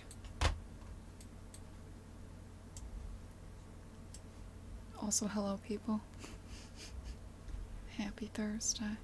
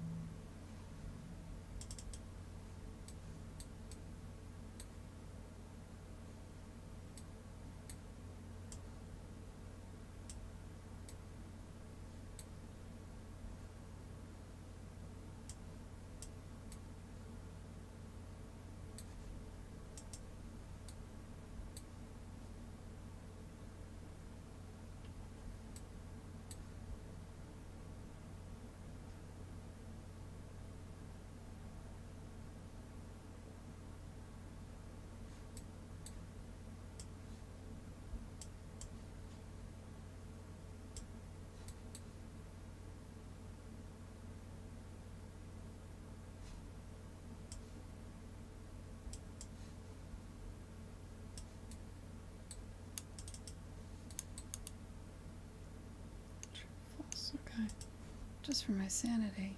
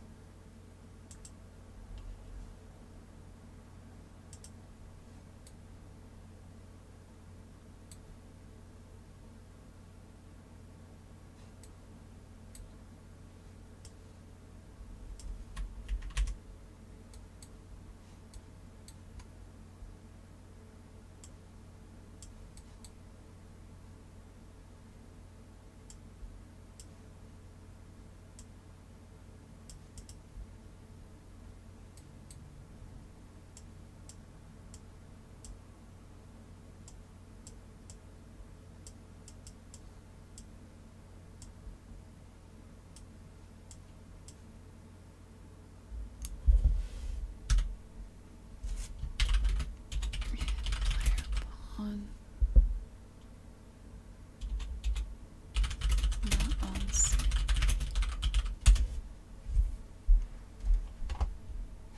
It's Friday.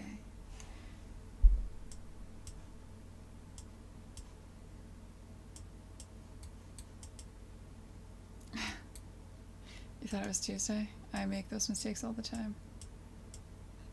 My schedule is... I don't have one. Weekends have lost all meaning. It's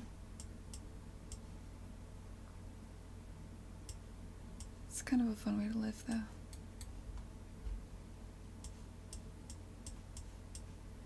Also means you can just kind of like decide a weekend is on a Wednesday.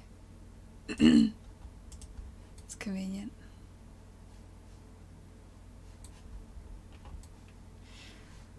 Well, that happened.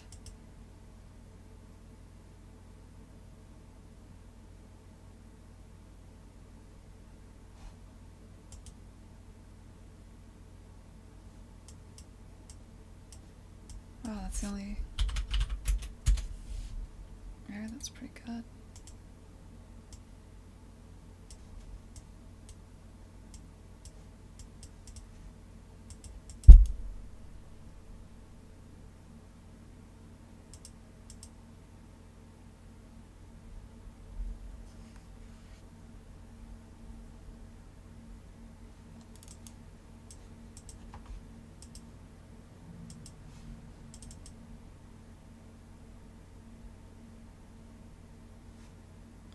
I have no idea if this will work. I don't even... Like, I know what I just did, logically, but I don't understand. Like, I would be shocked if it just works. I'm forgetting something. Let's test this level.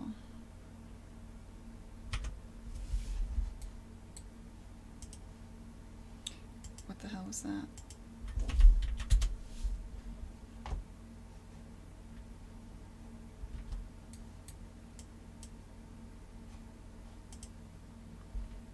Yo, what the hell was that?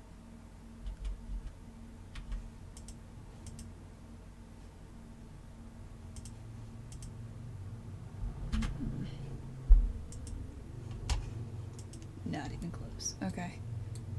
I don't know. Let's...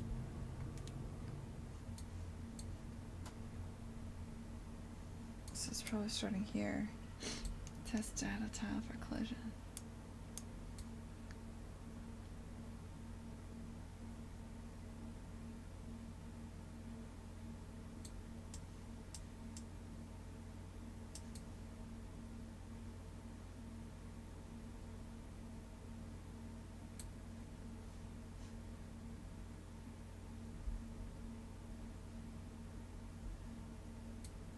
Oh, right.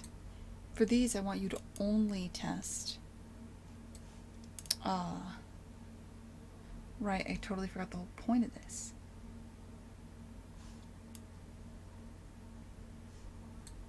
Ignore if you hit a wall. Ignore if you're completed.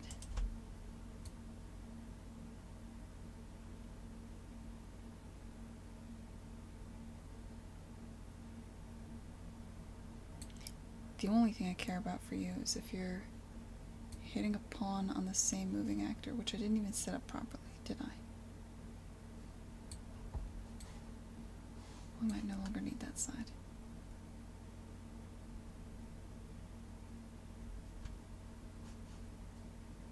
So...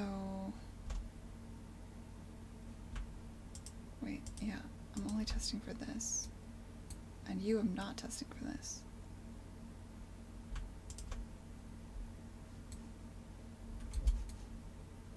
Or, that's fine, but that should never trigger. Right, like that was the whole point of all this.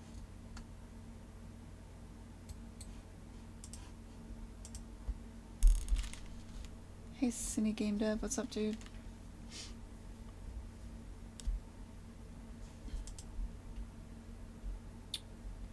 What is up?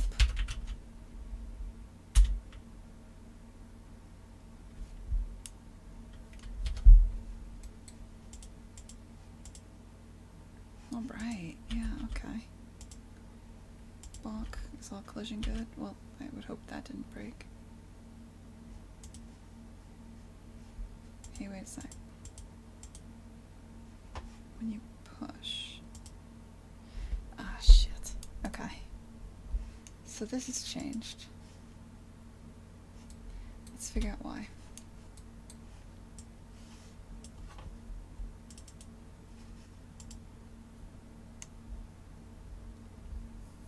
Welcome to the party, Cine.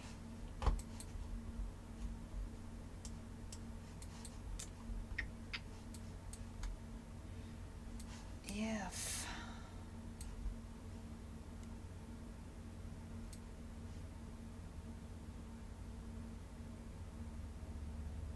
Oh god, okay. So predict collision on extend. I guess let's start here. That's where things changed.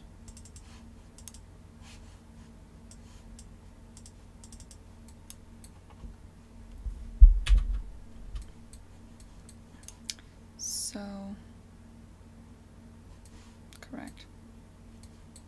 You've determined that you are on a sliding actor. Good.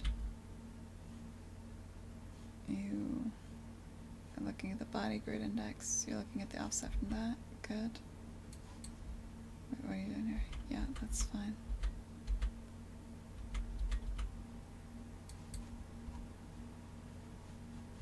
What did I just stumble through there? Okay. So you didn't hit anything. Let me take a look and see if that made sense.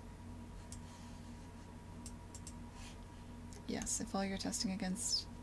That makes sense, you didn't hit anything, sure.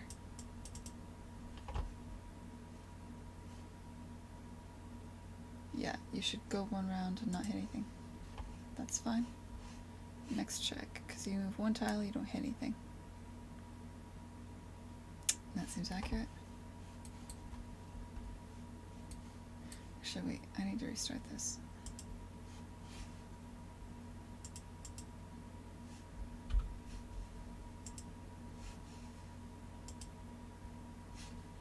Oh, God.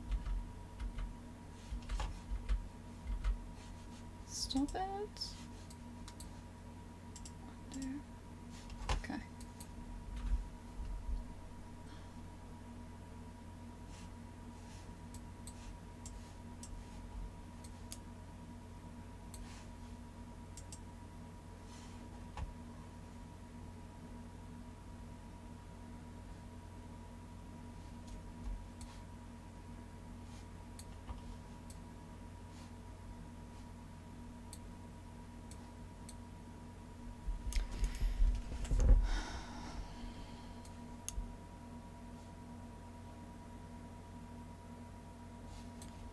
What am I testing? Show me... Predict collision on extend.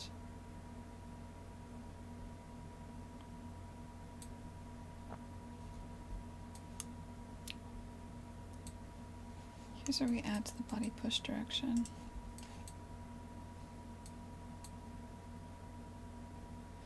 Oh God, this could possibly happen twice, huh? Anytime you hit, you're gonna hit twice.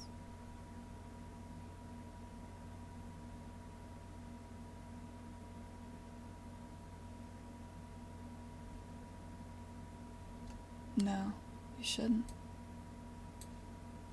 Yeah, okay. So I do the test for hitting something the same moving actor here. If I do that twice, then it'll increment hitting that actor twice. That makes sense. I don't want to do that.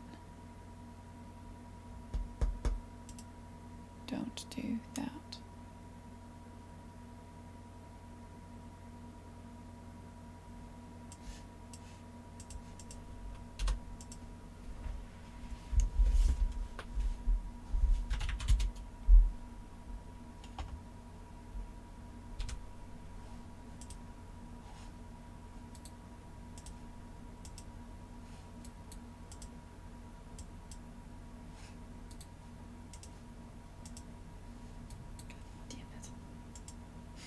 Sorry.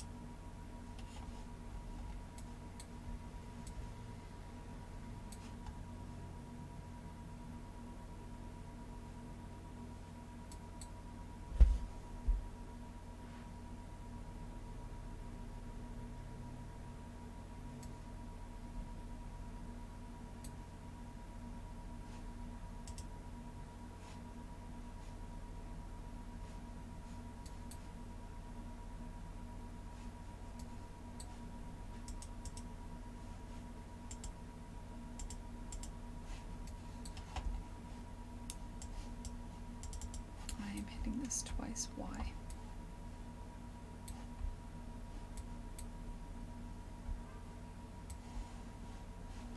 Coming out of hit his wall.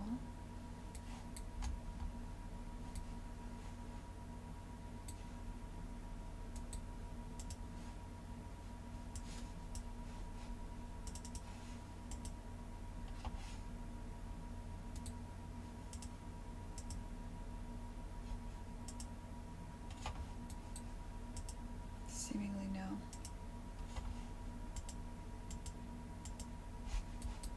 where are you coming from?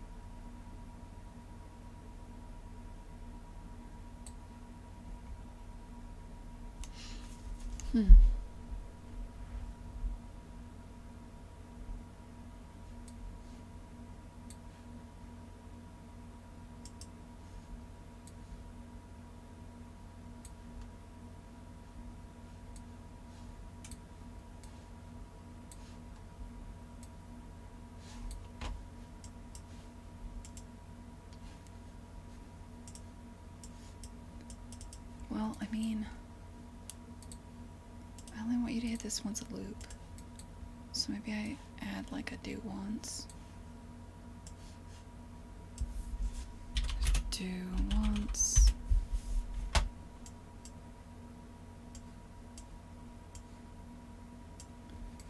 And at the beginning of each loop.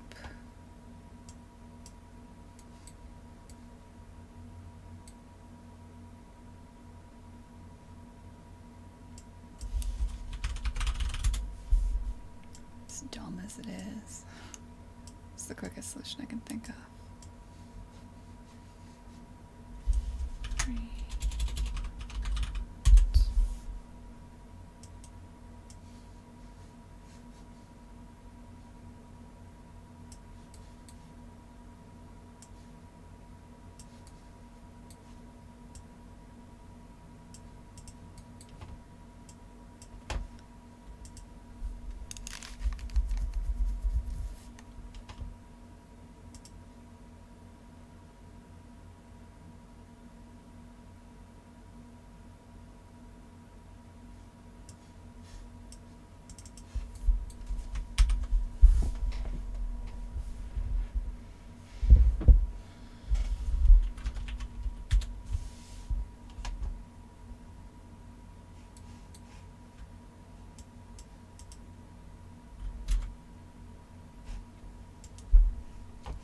Why?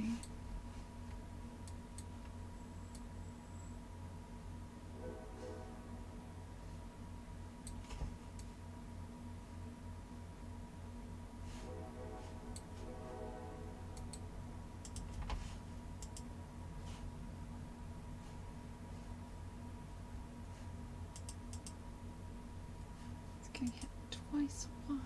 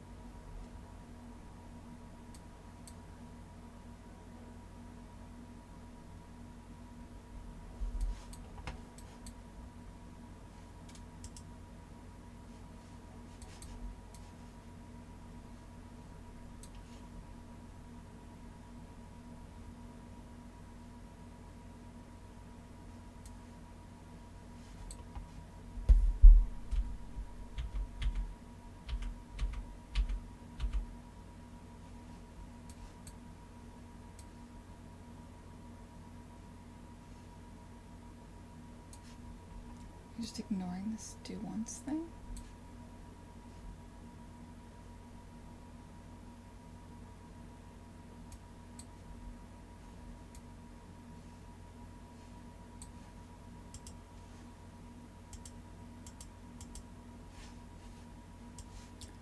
the shit, yo?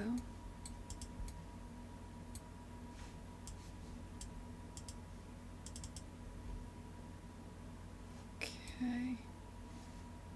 You are reset. You went through once. You're on your second grid square, which is good.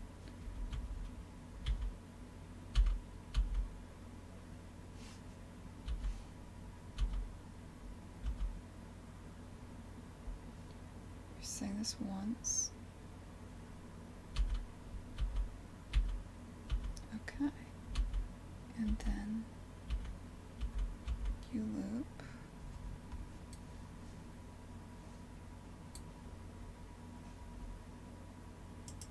You're inside.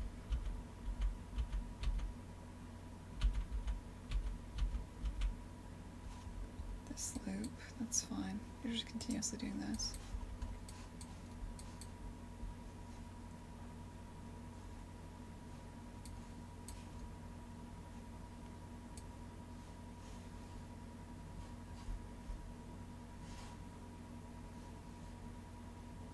And breakpoint.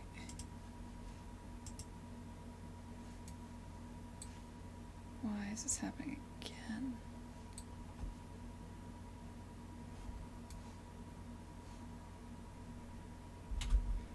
What would cause you to happen multiple times?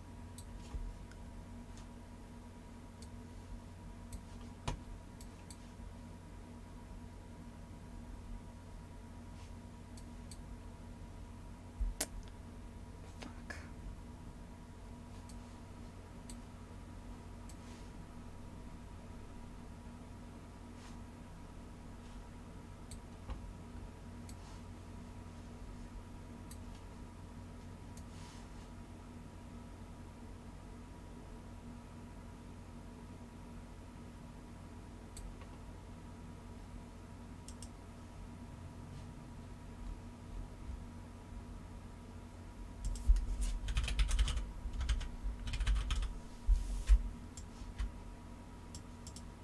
Oh, hold on.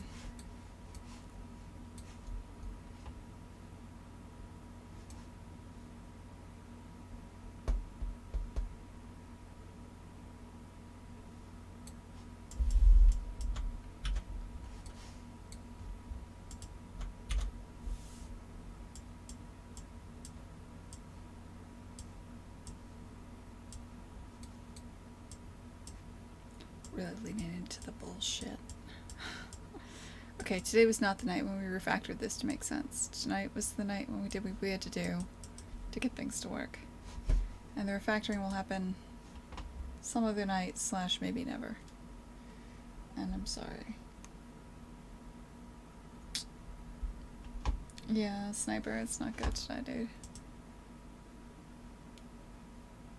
It's quite bad.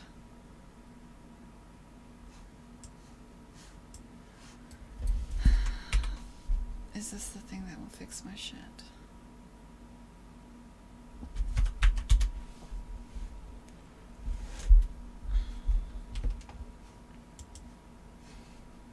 Remove breakpoint.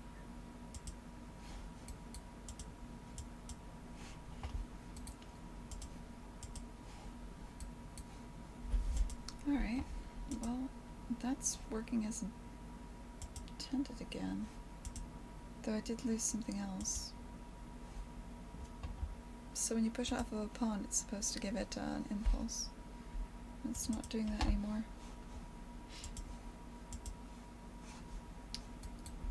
Why diddly not?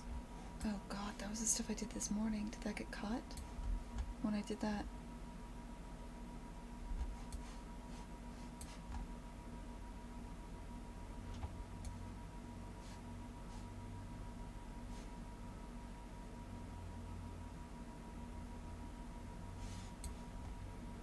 Where do I check for that? Oh no, that's all still in.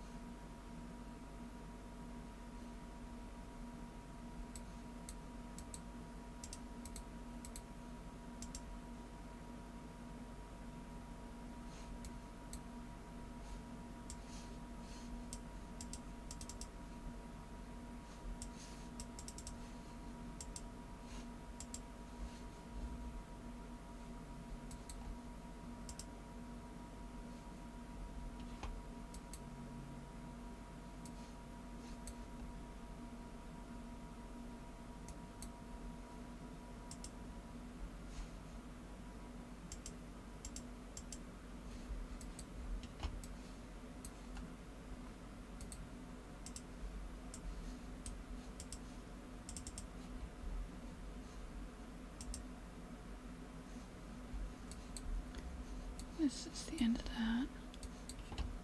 So you should...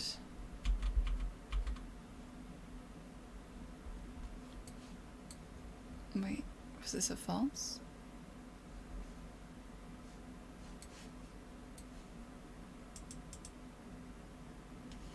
You hit the sliding actor.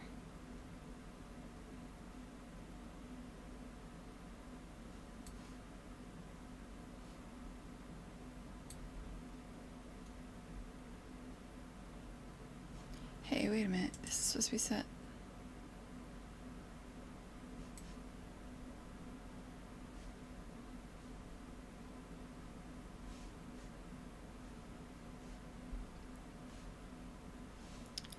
Front row.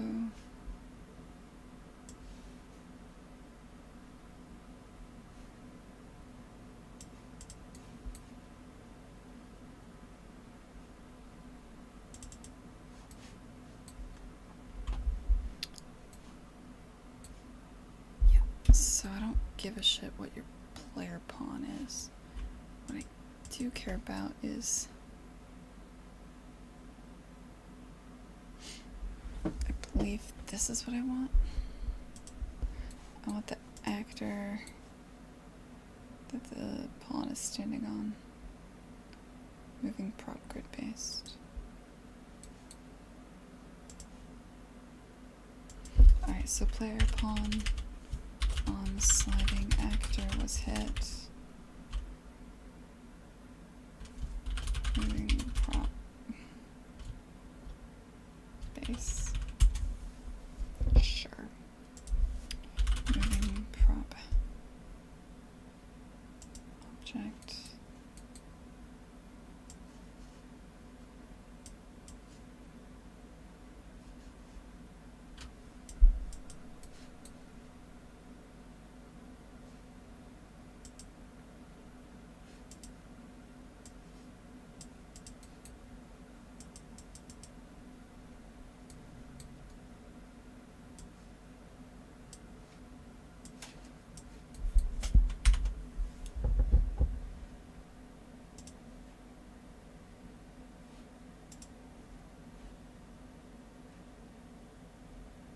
Oh, you liked the dialogue box yesterday? I have so weird switching over to recording that live. Like, I don't know. Part of it is Chris is so, like... Usually when we talk, he has normal voice, but as soon as we're live, he like, starts with, hello! And, like, that... And that just throws me, because we usually have a really conversational thing. And he'll drop into that sometimes, so, like, usually we have a good 20 minutes of just chatting about our lives and stuff before we start podcasting, and we kind of go through the Gamma Sutra news and figure out what we're going to talk about. Whereas this is like, we just go live and then we have to figure it out live, which is weird, and then the whole thing feels weird and rushed. I don't know. I don't think we have a formula down for it yet. I think we'll get better. I think I'm hella awkward. The last two ones we done, the ones we did live. I don't know.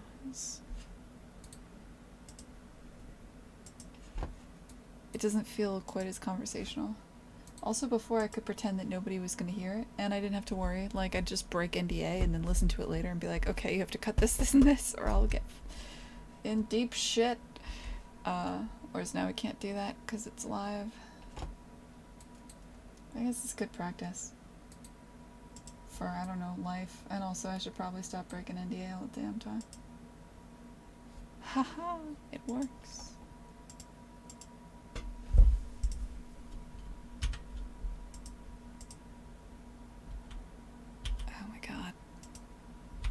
How much does it work? This map is a great test case of every fucking thing that can go wrong.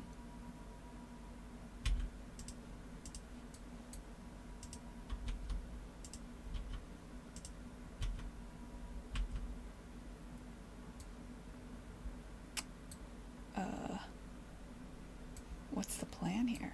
Oh. Gotta stop. There. Oops. I also need to figure out the camera work for this level. It's interesting, but if different people play differently, like Aeton would play with the mouse and keyboard like I do, And if you play that way, the game's way more fun. Whereas if you just use the keyboard and go like this, you have a really difficult time seeing the angles. Like, I did get Steve Lavelle actually played with a buddy of his, and they're like, they did not have a good time with the controls. Also, they played in Steam Big Picture mode. They played in every way that I find to be weird. It's like, I don't even know what Steam Big Picture is. I had to Google it. Oh my god, it works.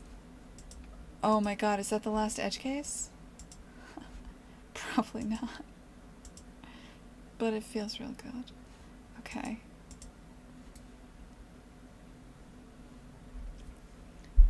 Is there a reason I can cut that wall back a bit? Why is that wall so long, huh? Does it need to be?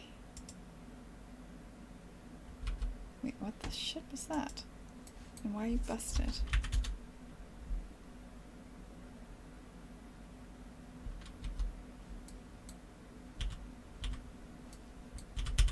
And now we're broken, huh? Interesting. God, I am thirsty today.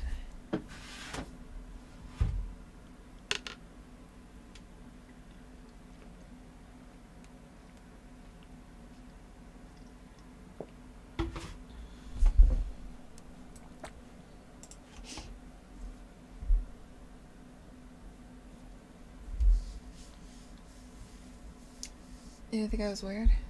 Thanks, I'm glad you guys liked it.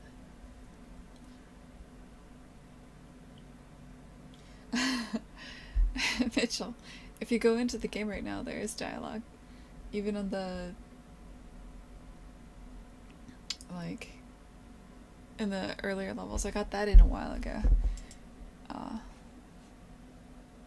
Yeah, the dialogue's all in. Not all in. It's in for certain key moments. The opening and such. I don't think it's in for this stuff that you've specifically been working on. That section I don't have dialogue for yet. Actually, yeah, I do. I don't know why you didn't notice. No, I'm sad.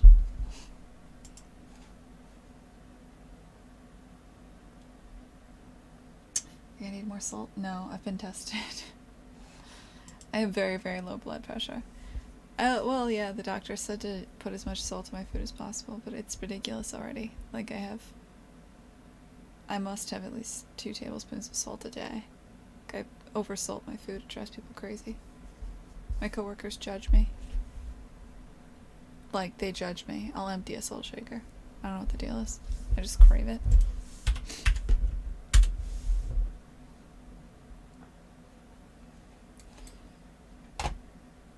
Anyway. I think it's just hot. I don't think there's a great mystery here. What was it was broken before, right? What was the thing I did to break it? This? Yeah. You can't do that. I don't know why you felt the death and then broke, though. What should happen? Well...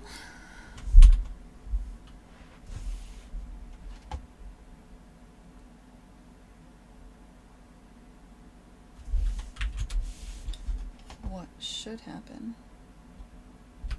is you should determine that you need to push the body. You should push the body, test the collision, see that you can actually extend. And all that's the stuff we've been working on in this section. Then after that, you should determine that you've pushed the body. You should get down here. Reset a bunch of variables, and then you just test every grid ID. You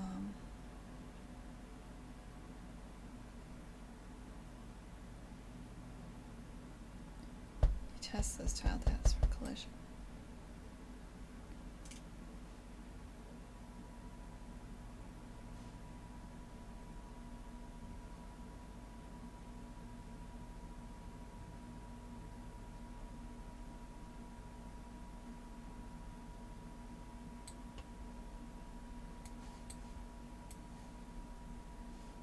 And I'm willing to bet you hit a wall.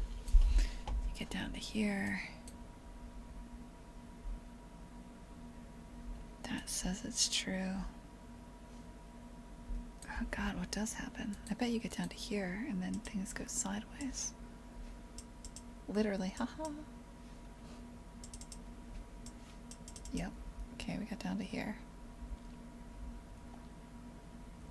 This will be true.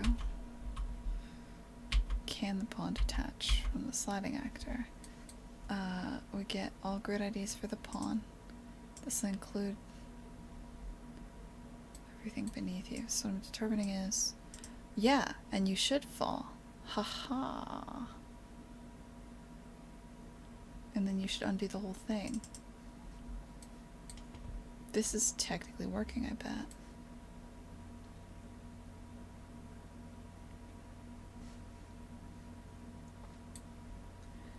I bet you get to here.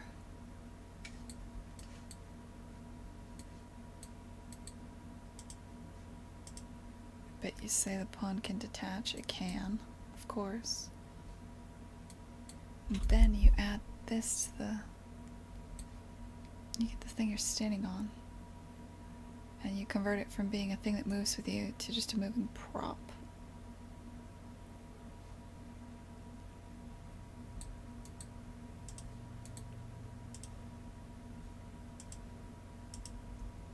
At this point,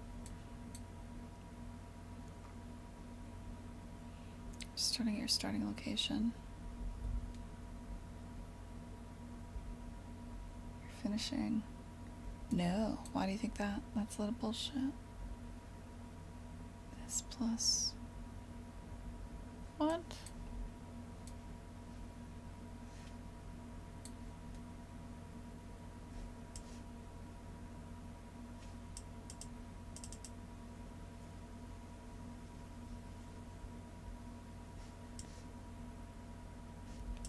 Percent through...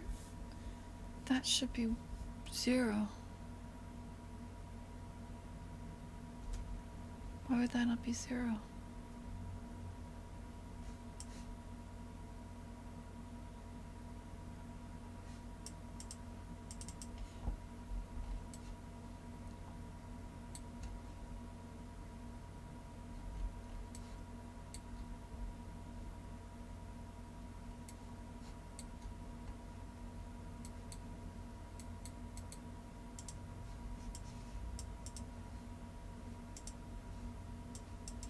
Can't go back in time and test that. And unfortunately, this borks everything, so I gotta...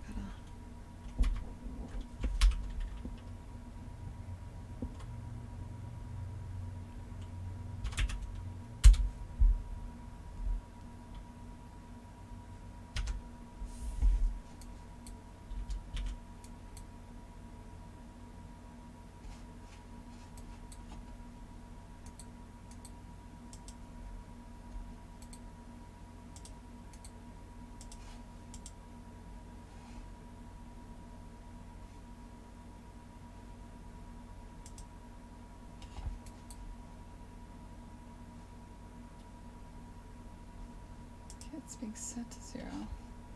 Then it's happening again. Why?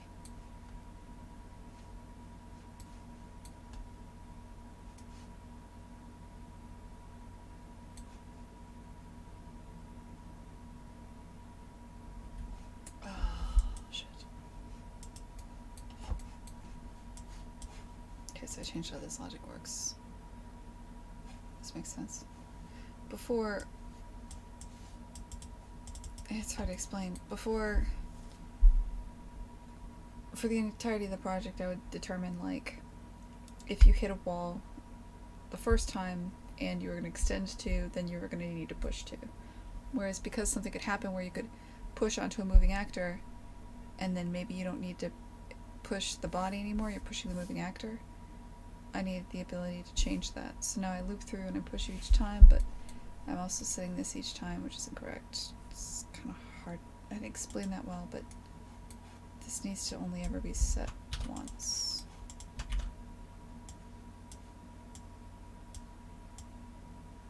Ever, ever.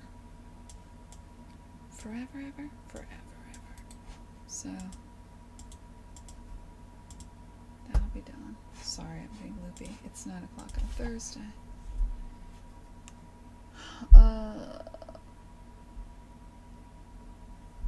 No, Sniper, there's no test version of Kind. Mitchell's my audio guy, so he has access to, I used to update the Steam build once a week minimum for Mitchell, but I started on this and I haven't updated it yet this month. My goal is to get this to a place where it's... I had to break the game excessively in order to get this new stuff working. So I haven't updated the build, but I will update the build by the end of the month once this is all working again. I promise. It's been 2.5 weeks.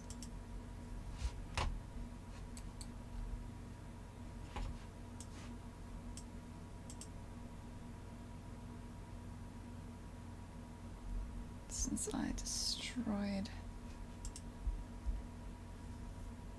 crit path.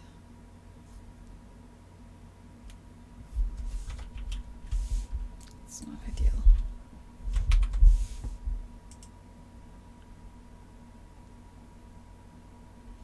I also told Mitchell I needed time to work on this stuff, so basically I'm the worst.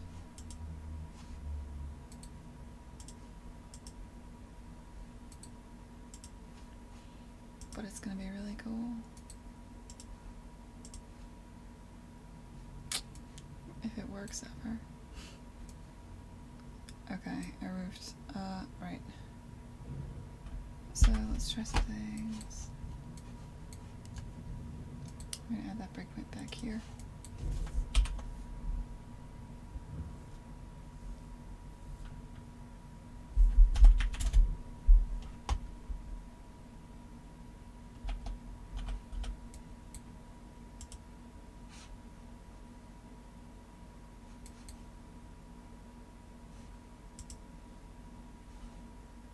So it does nothing. So at least that's getting set once, but it's still just wildly incorrect, which is fine. Escape. Fixes one problem, I guess. Set breakpoint here.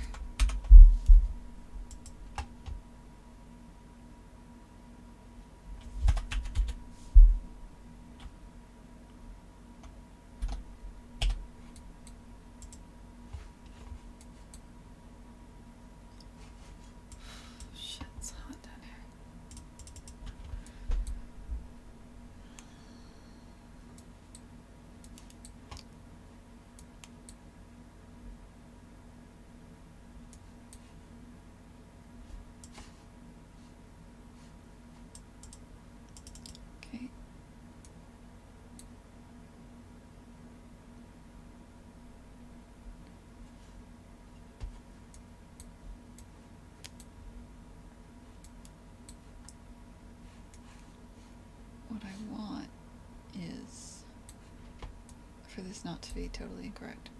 Oh, at least this is right. This is 0. This should be 0.5.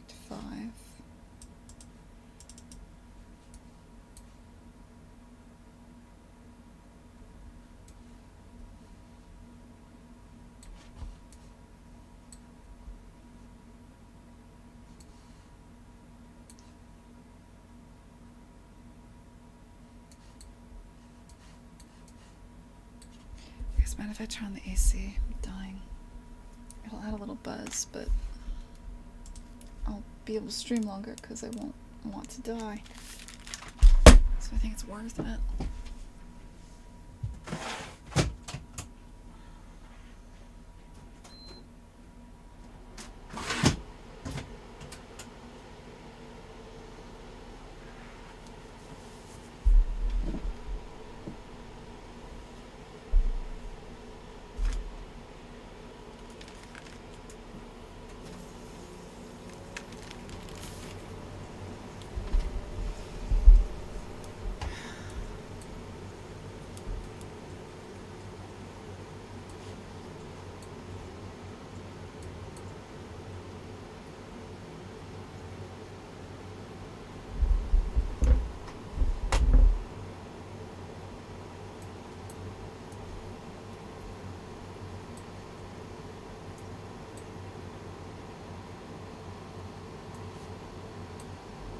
Hitting it on the second one.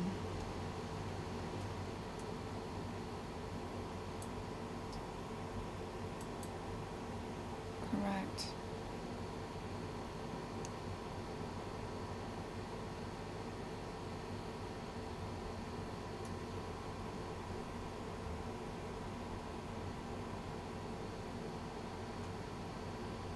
Oh. This is supposed to be a normalized vector. Why is it a -2?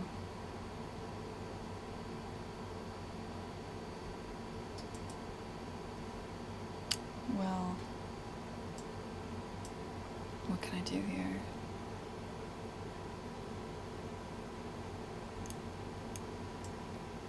How was that not a problem before? Well, I just did add this morning, didn't I? Okay. And why isn't that a problem up here?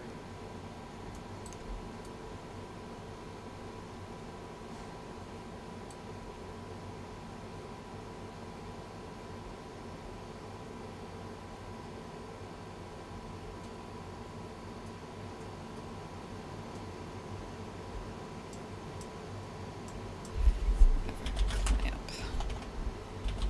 You get the clamp. -1 to 1.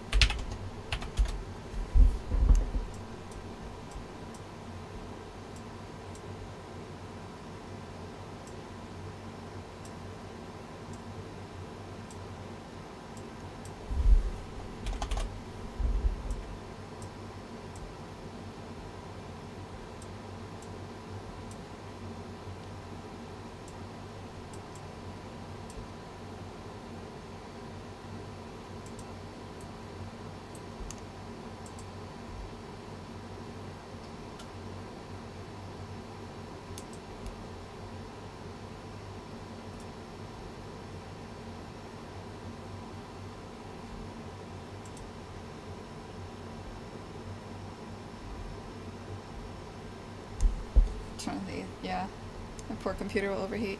Am I getting here? I'm gonna talk for a minute. I'm testing my mic real quick because I've got bad. Poor computer will overheat. Am I getting here? I'm gonna talk for a minute. I'm testing my mic real quick because I've got bad. Yeah, sorry. I want to make sure that still worked. There's a couple streams I recorded where like I had something set that was like I don't know what it was doing, but it was basically like push to talk. It sounded like garbage. I don't know why people didn't complain. But sounds like acceptable. Been doing this for a year. It might be time to upgrade my webcam and stuff.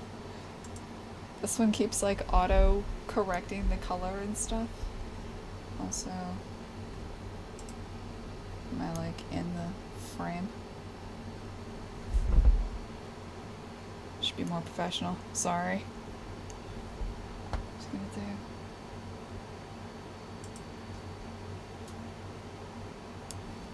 Okay.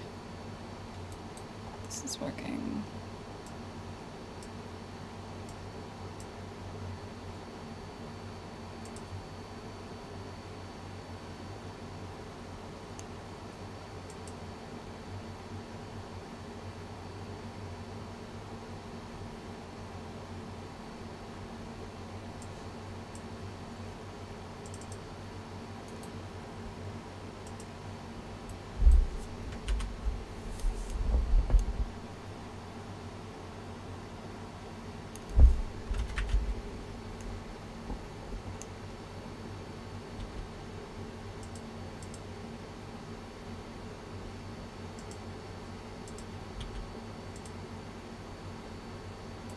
Alright, so that was correct. Now, why is it getting stuck and not undoing? Because I'm frozen. That's the next problem.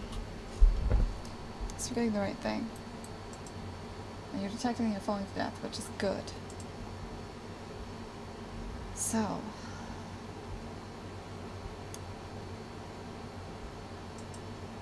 Event graph. No. Transform body.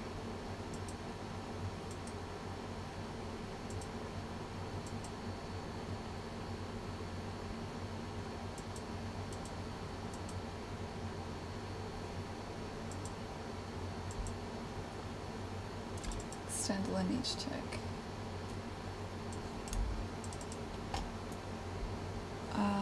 this runs on the tick when extending the limb. This is at the end of it.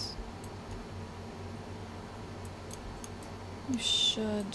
Where's fault of death? If you are now sliding, then brake. Fuck that. If pushed into empty space. Wait, is one of these working?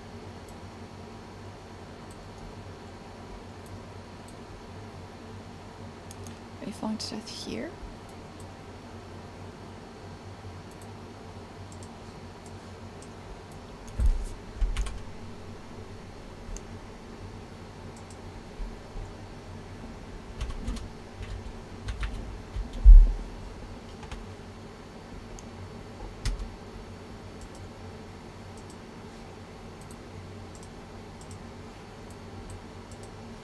Oh, for fuck's sake, give me a second.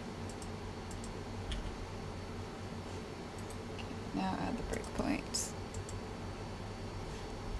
Alright, we are hitting this, yes.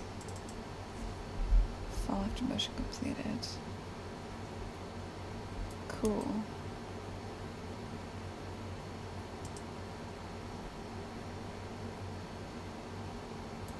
Fall to death. Okay.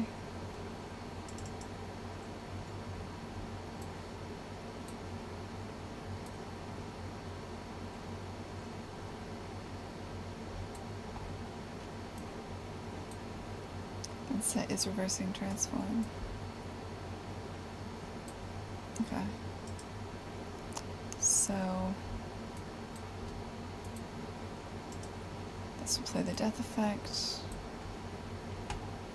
This will continue ticking. It'll just stop here until eventually it doesn't. And then you should be reversing the transform.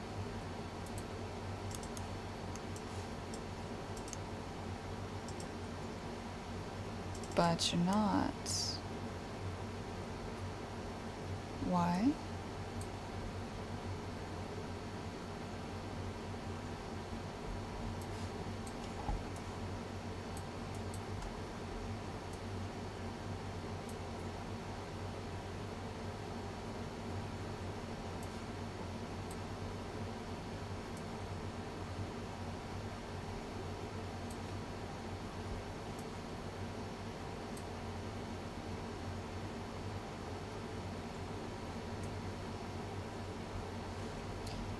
This is in entirely the wrong spot.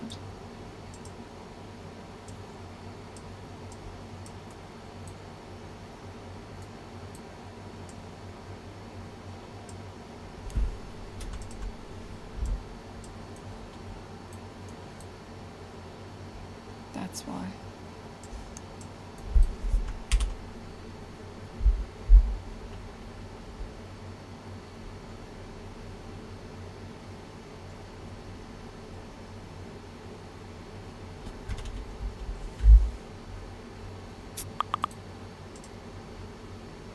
How is Skype still open? I thought I killed you.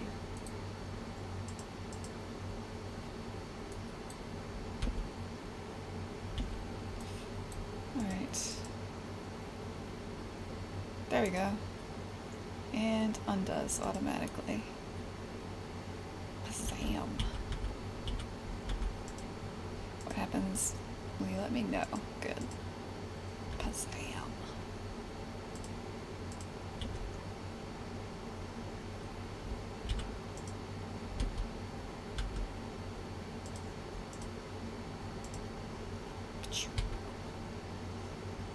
Let's restart this level. So I was testing before all this madness. Oh, I'm not gonna just restart properly, huh? I was curious. So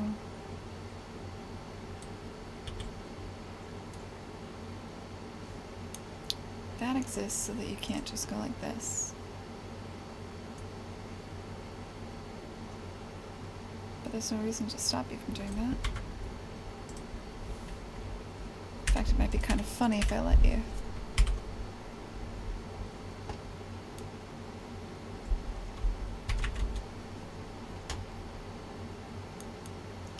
So if you try to like bum rush the goal, you're just sort of stuck over here.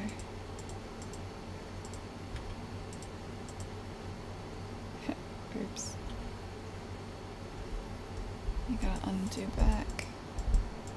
Because that's what you get for being hasty.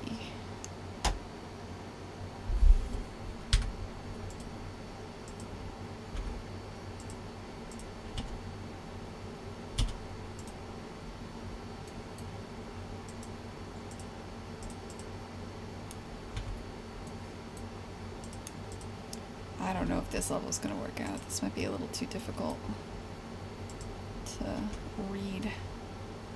Unless they give you like a completely top down, and even then.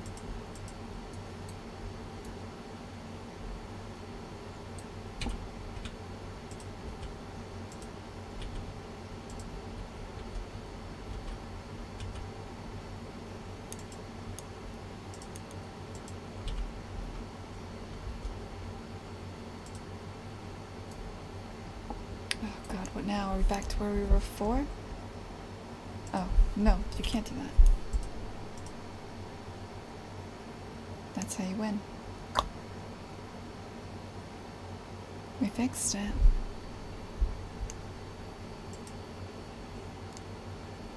We fixed it. Hey Mitchell, you still there?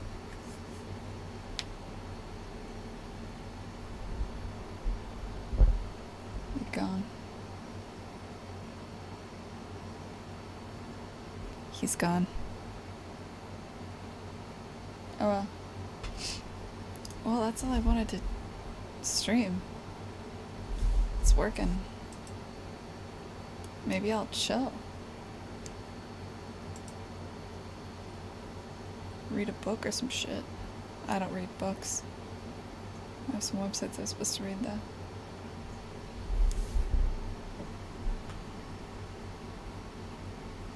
Yeah, I guess I'll go. Hey, thanks for hanging out, everybody.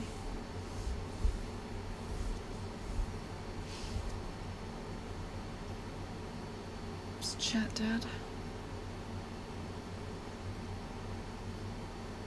Chat is dead. Alright, fair enough. Hey, Oxy. It's good to meet another Unreal Dev. You stream as well? Let me check out your shit.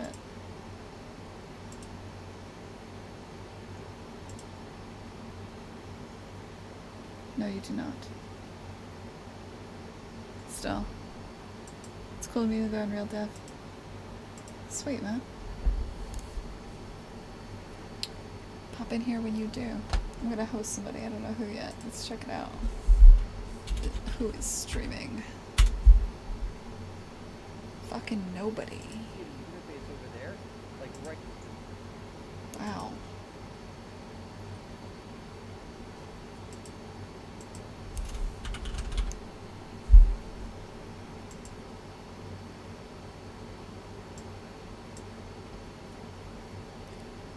Seriously?